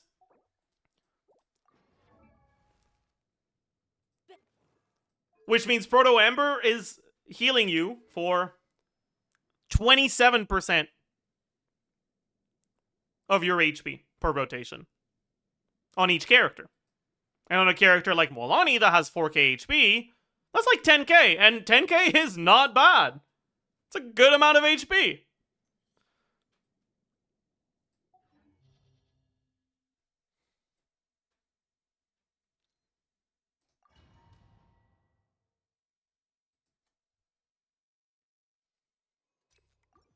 This enemy is Hydro immune, so you won't get to see the wow, oh my god damage numbers.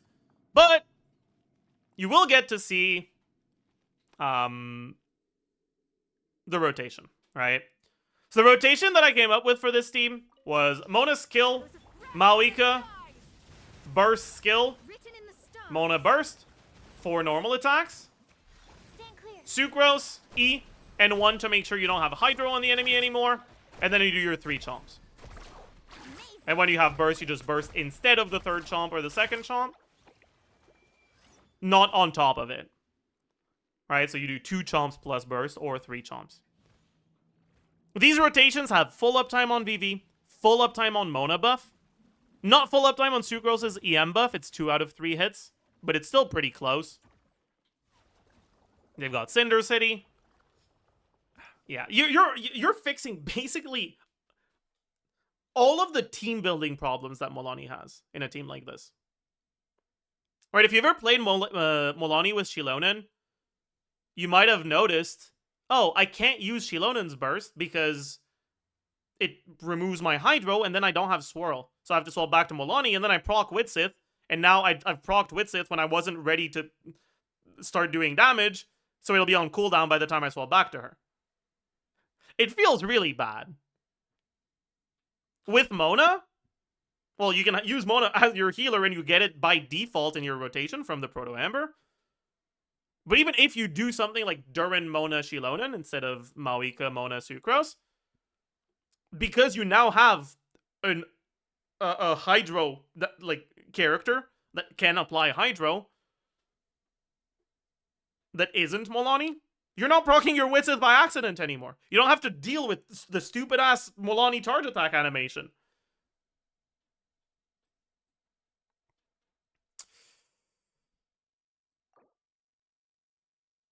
Honestly, from what I've looked at for the calcs, this team is kind of really good. With Mona C4, I'm getting numbers on this team that are actually pretty similar to Mawika Melt. A little bit behind, but Milani is a character that tends to scale with stat investment. Right? So with artifact quality, better than pretty much anyone else. Which means that I think there is an argument to be made that, you know, setting aside the fucking insane, like, 7 melt combo bullshit with Mawika, like normal 4 melt Mawika stuff, there's an argument to be made that Milani can be the best carry in a team like this. Now, again, keep in mind 2 things, right? 1, it's not out yet, so everything is still subject to change. And 2, I am fallible. I'm not perfect. I know it may be a surprise to some of you guys. I make mistakes sometimes, so yeah. Just remember that, right, when I'm saying this, because I don't want anyone to think that, like, right now and be like, believe me at my word right now and refuse to change their mind if I turn out to be wrong and be like, no, but suggest, like, it's just... I can make mistakes too, so keep that in mind. And also, I guess thing number 3 that you should keep in mind is, as much as the numbers are good, you're still fucking playing Milani. Right? You still have all the potential gameplay issues that Molani has. The chomp's just fucking missing because her coding is awful. Your burst disappearing into a wall. The burst taking 4 seconds to reach the enemy because it decides to take the scenic route, and then you have to wait for your next rotation. Because if you apply hydro, you lose the vape on the burst.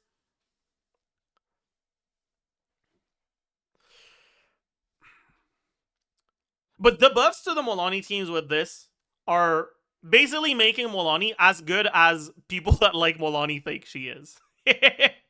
Right?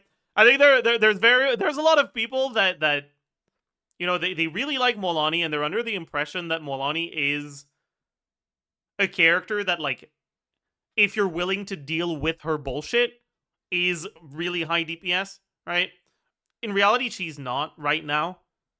Even if you're willing to deal with her bullshit, she doesn't actually beat the other, like, fairly good carries, like Veressa, and like Flynn's, like Nefer, right? With the buffs, from what I've looked at, she does.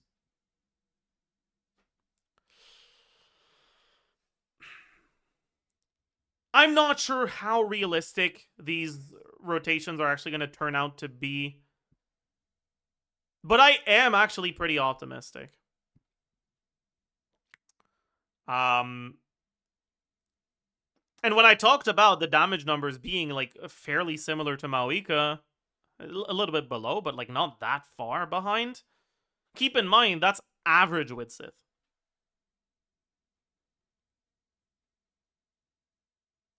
At slightly above KQM standard artifact quality. But, like, high investment if you're resetting for Witsith RNG in a team like this. Oh, she's gonna fucking slap.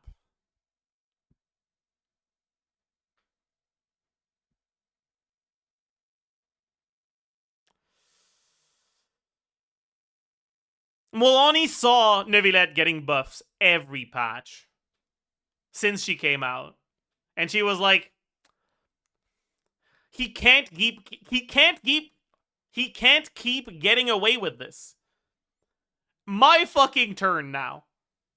And it definitely is looking like it's going to be her turn. Now, again, keep in mind, this is with C4 Mona. If you don't have C4 Mona, you lose 15k team DPS just instant. Alright, let me double check what I had it at. And this was...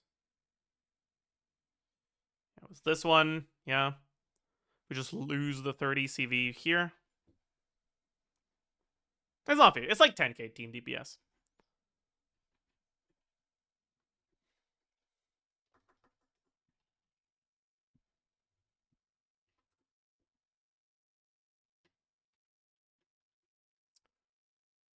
If you don't have C4 Mona, you lose 10k. If you don't have C2 Mona, you lose 5k. If you don't have C1 Mona, you lose another 5k. And at that point, Mona isn't even necessarily the best in slot for Molani anymore. From what I've looked at, the, like, teams that have a little bit less focus on Mona personal, or on Molani personal damage, and a bit more on off-field damage, using Durin, using Albedo, tend to slightly outperform the Mona teams if Mona is not high constellation. Honestly, the main takeaway from this video is that if you're a Molani player and you don't have Mona's C4, take her from the selector, from every selector until you do. Because right now, Mona is, like, with these buffs, Mona is actually a good unit. Now, for new players that don't have Mona, for the love of God, do not get baited into trying to get a standard character from the standard banner by spending your primos there. I feel like for most people, I don't need to say this, but I know that there's some people watching this that are not really used to to gacha games and stuff like that. So I want to, like, at least give that a mention. Okay, never spend wishes on the standard banner. All right, don't be an idiot.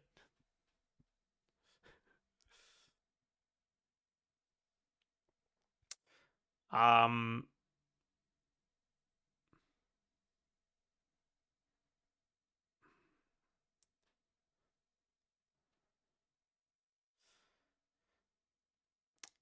that being said, right?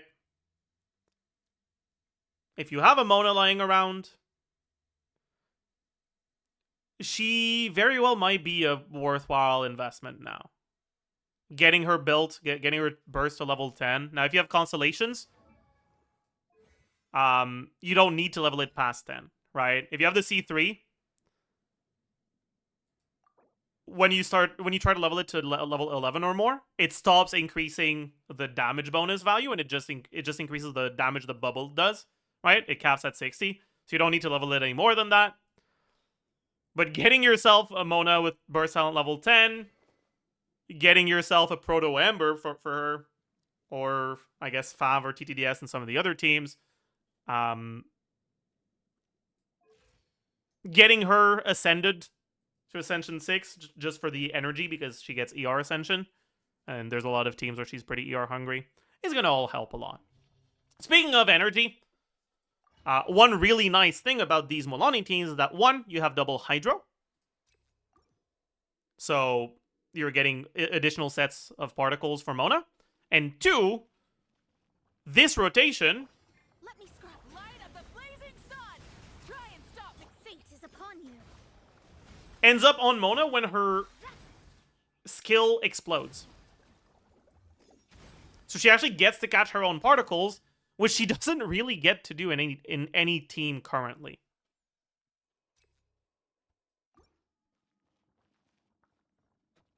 Which is actually a pretty big deal.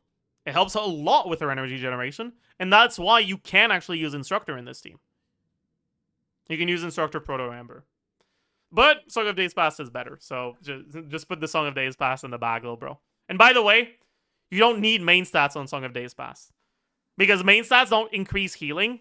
The only thing that increases healing is your healing bonus, which is from the 2-piece and from your main stat on the circlet, but you can go off-piece on that. And then all you care about is just having enough ER to burst every rotation, but that doesn't tend to be too hard. Anything's possible.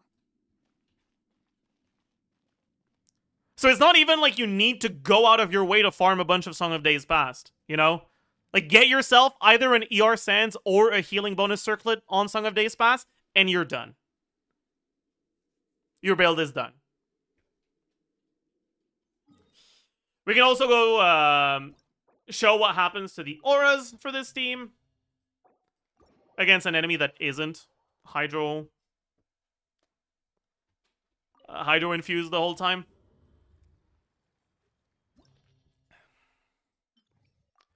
Mulani, Maoika. And another thing, and this one is very subjective, but I do think it's worth mentioning.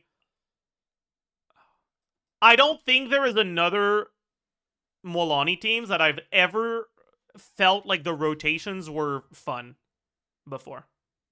I think these rotations are pretty fun. It doesn't feel clunky at all.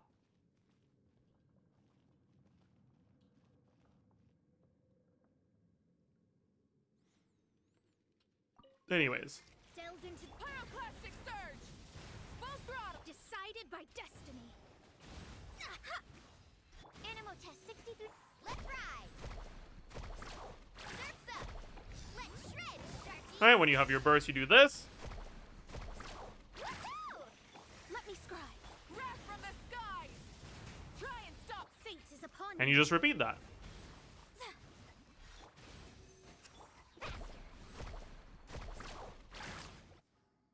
My Molani is not currently geared, by the way, which is why the damage... What?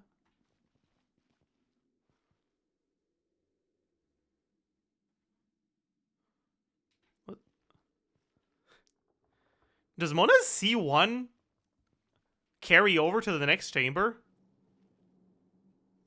I didn't know it did. Well, we found out. Oh my god, insane. New Mona tech. Holy! Yeah. If we actually build it,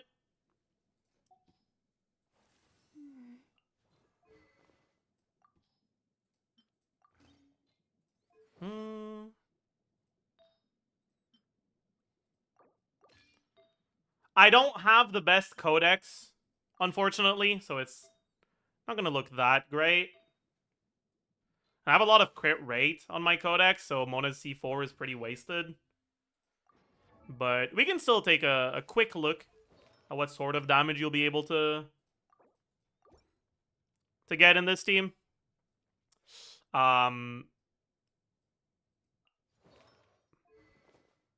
Keep in mind, what we're missing is the duration, which won't affect the first number. But we're missing 80 EM from the C2.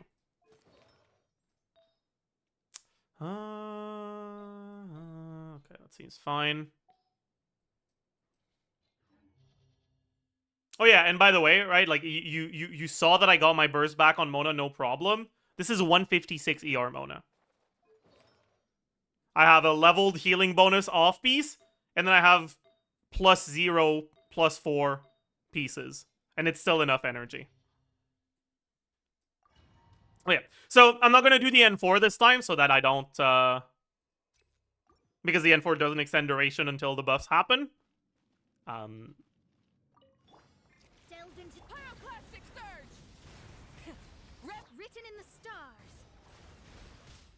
Stand clear. Let's ride. Alright, and as you can see, we can get 500k there. Our buff fell off for that burst, but it was 600k. With the buff, it would have been much higher. But you'll get 3 of those at basically that number. Shadows of thick wrath from the skies. Fate is upon you. Animal test 63 faster. Let's shred. I didn't see what Witsit buff I got. Yeah, I guess my Witsit buff was bad there.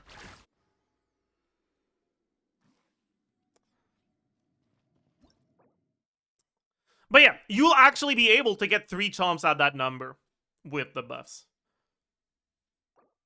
And, yeah, it's a really, really, really big increase to Milani's teams. Also, worth mentioning, Pyro MC is not far behind Mawika here.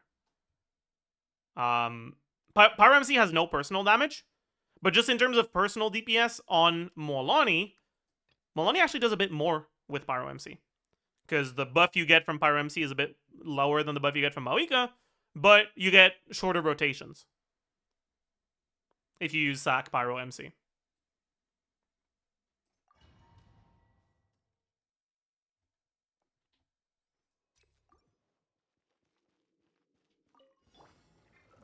Let me scry.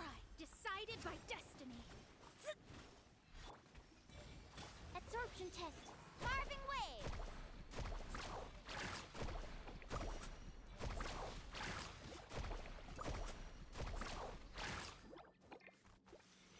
Oops. My swap didn't work. Whatever. Obviously, keep in mind, right, I didn't have Omen for a single one of my chomps here because we don't have the Omen buff yet. But you'll be able to make things work with Pyro MC. No problem. If you don't have Mawika. Now, those teams are below, because Mawika does have personal damage in this team, because you vape the burst, right? But they're not that much worse. And I think that's really nice for, you know, relatively newer players, right? Right, like, you lose a 50-50 to Mona once, get Mona from the yearly selector, and from the constellation selector, you have C2 Mona. Get Molani, that's a 1 5-star character. Have Pyro MC, have Sucrose. Very, like, trivial. And you have a team that's over 100k DPS already, with only needing to get 1 5-star. That isn't reliant on 4-star constellations either. What you're reliant on is Monacons, but you can literally guarantee those if you're patient enough.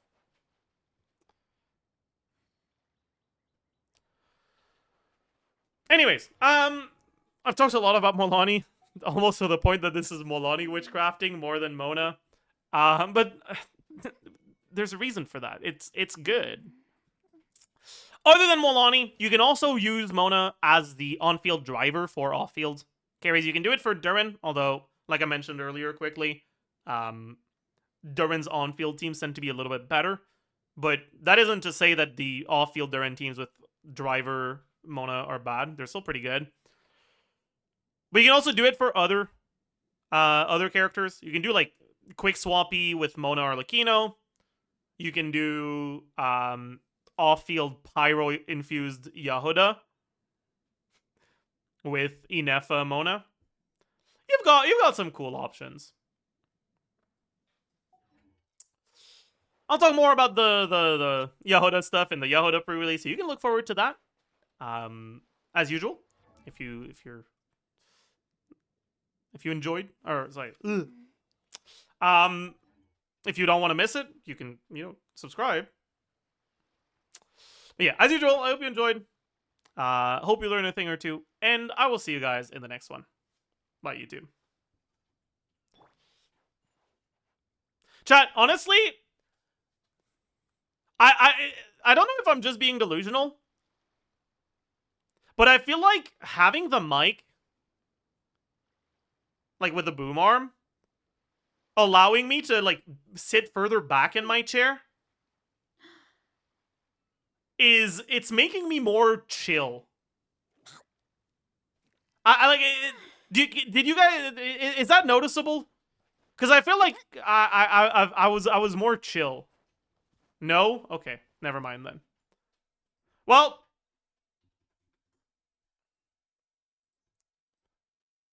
we can keep this for now. We stare.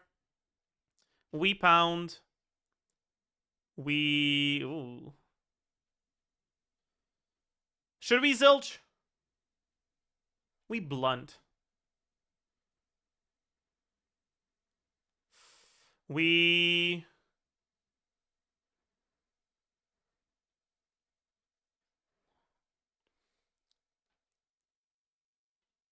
Flung.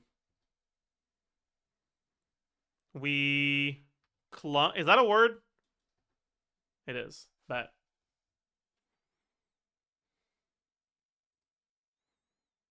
Oh, it's a MIDI today.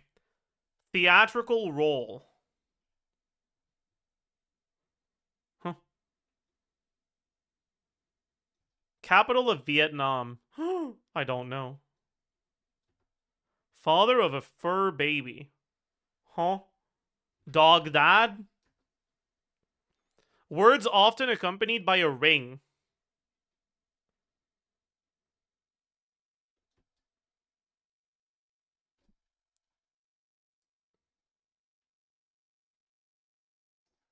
Marry me. Whirling currents. Rapids. Put up as a statue. Okay, it's not rapids.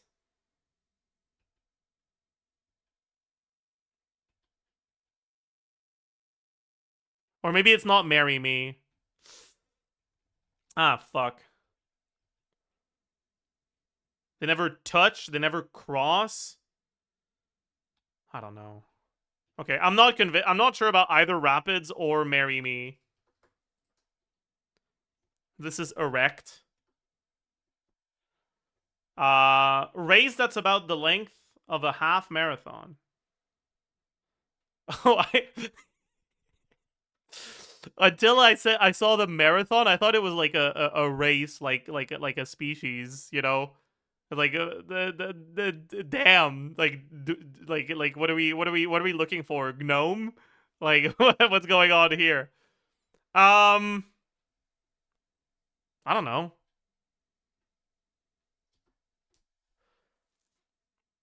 Okay, it was not dog dad, it was cat dad. Because this is Patrick. Wanders here and there. No, it's not strays. Company with a to-go stain remover.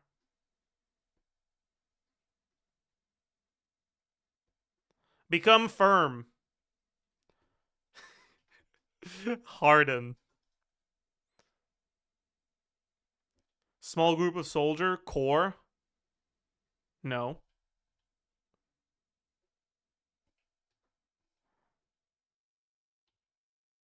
No, it's not. I don't know then.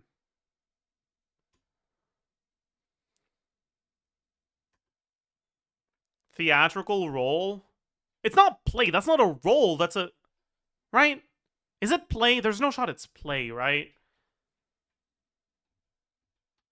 No shot.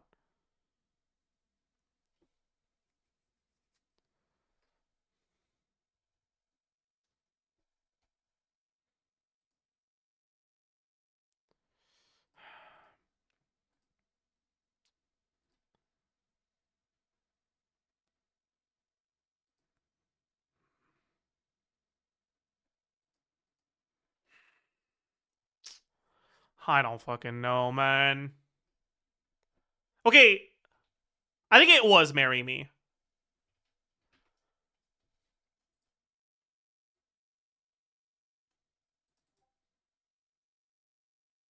Tied? Right?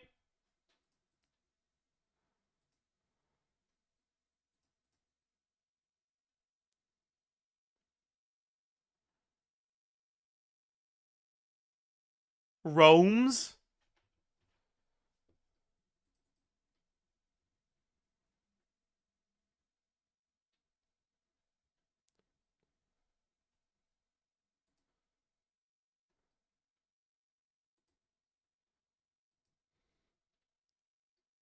Meat?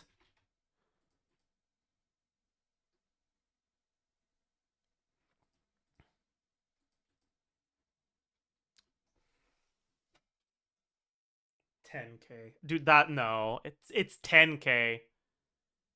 That oh my god. Oh my god. Oh my fucking god. I'm oh no.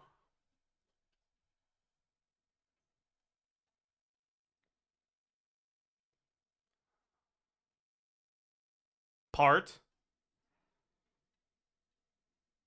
Is it Hanoi? And yet Cadre? Is that what they call a group of soldiers? That's crazy.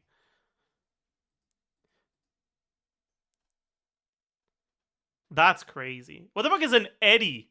Like what? Okay, whatever. Bad mini today. It's okay because it's a good angle. You know why it's a good angle? Because I'll get it in literally one try. Alright, this is 159. Fuck. 157? 156. Alright, it is what it is. It is what it is. It is what it is. I don't know what this is. I don't know what this is. That's not the right amount of letters. I don't know. That's Tokyo Ghoul? That is that. Chat, he's smiling. How am I supposed to recognize him? How the fuck am I supposed to recognize him? And he's smiling. What the hell is that, bro?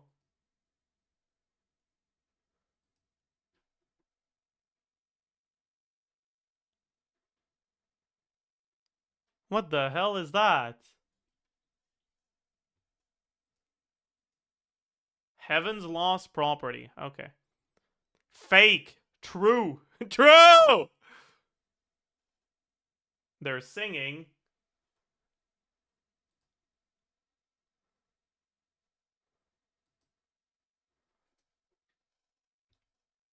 No clue. True beauty. Yeah, okay. That's a 0. Oh god. I'm cooked. Dude, I'm so cooked.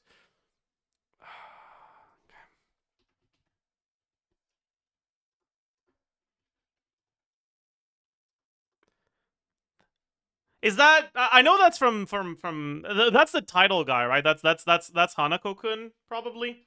I think. I'm not sure. I don't remember his name, man. Fuck.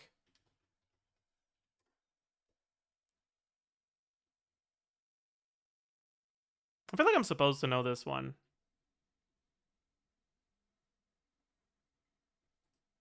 That's like, what is that? What the fuck is she holding? I don't know.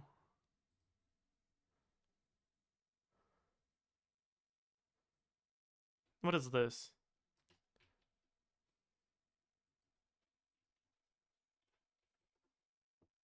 Oh, it's that one. Right. Nah. Whatever. Okay. I don't know any of these.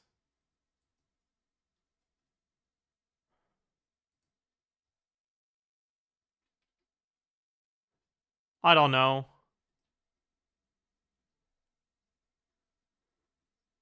Dude, I'm cooked. I don't know any of these. That's cooked.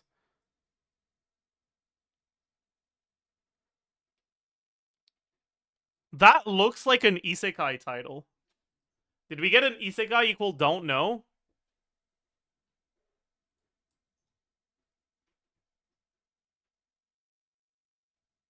I don't know. Whatever. Okay, they can't be fucking giving us two characters from the same scene. Okay, whatever. Yeah, I don't know any of these either. I'm cooked as fuck, dude. GG. Oh my god. This is not going well. Chat, help me. Help me here. You need to help me right now. Manga, recent, good. Let's try Freerun. Drama, manga, not that good, not that recent. Chat, help. Eminence in Shadow. I don't think that works. Kaguya? Is it considered drama? I feel like it isn't. Yeah, it isn't. School drama more recent than Kaguya-sama? Horimiya? That's romance, idiot.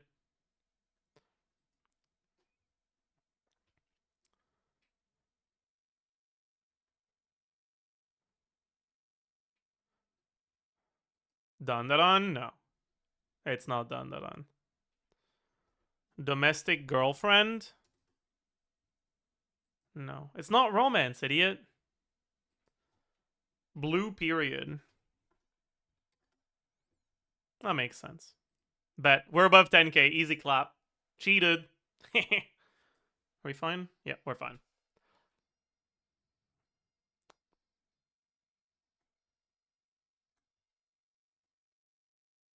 I feel like I'm supposed to know this. I feel like I'm supposed to know this. But I don't. But I do. Like, Oh. Okay. Yeah. I was supposed to know that. Okay. I have no clue. I'm not even gonna... I don't know. There's a dog. There's a... What the fuck is this, bro? Dog. Dog signal. No. Okay. I don't know what this is. GG.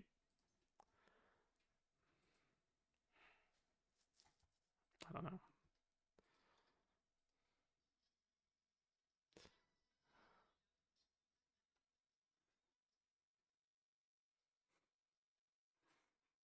Okay. Dude, that's us popping off, man. Holy shit. Oh, chat. It's a mecha. Dude, there are only three types of mecha anime, okay? mecha anime that isn't actually mecha anime, but I call it mecha anime because it's funny, like Ratatouille.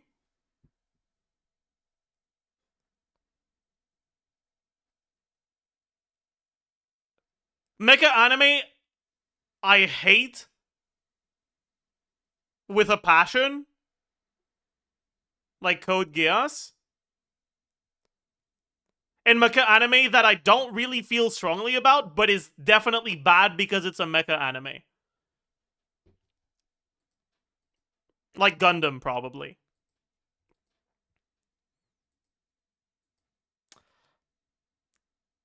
This is clearly in the third category. I don't know what the fuck this is, bro. Space Runaway Ideon. Wow. That was a sub 20k today, huh? Not ideal. Oh well. Oh well. Happens. Happens. Hmm. Mecha anime are the isekais of the late 90s. Well, I guess. But like, you know,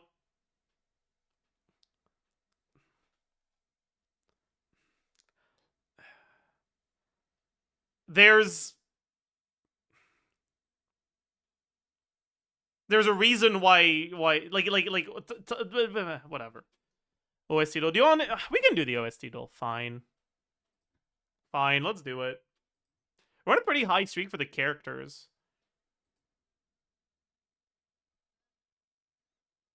I have no clue who this is.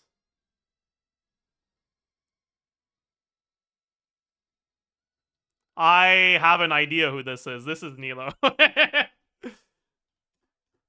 Yeah. Okay. That start does not sound like the rest of it. What the fuck? Holy.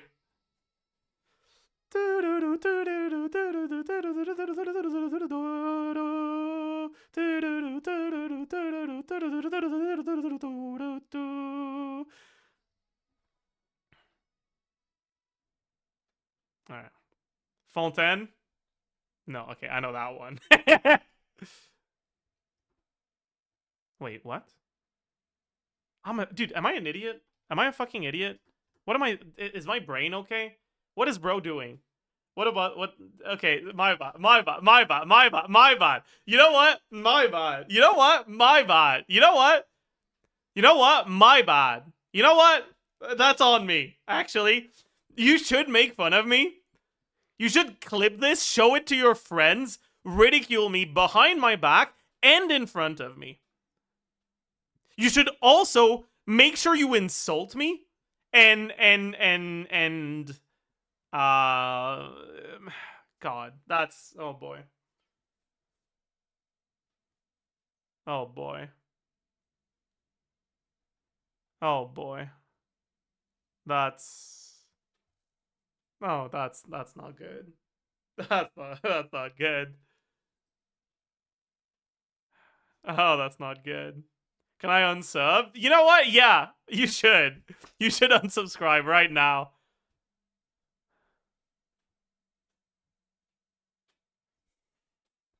You're talking like a masochist right now. See, I know what you wanted to say, right?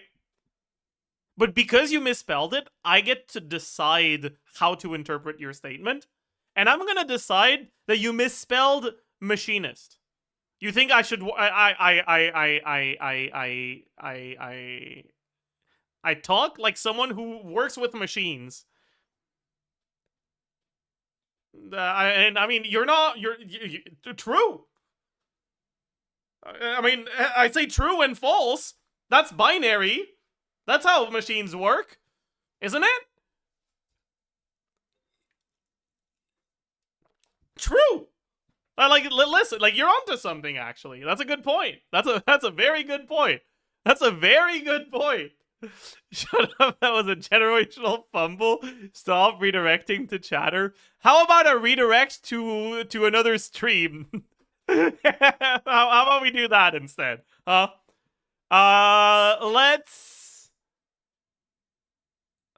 Let's Let's raid John. Haven't raided John in a while. / raid the Jonathan. You guys remember when I tried to raid John and I raided Jonathan instead?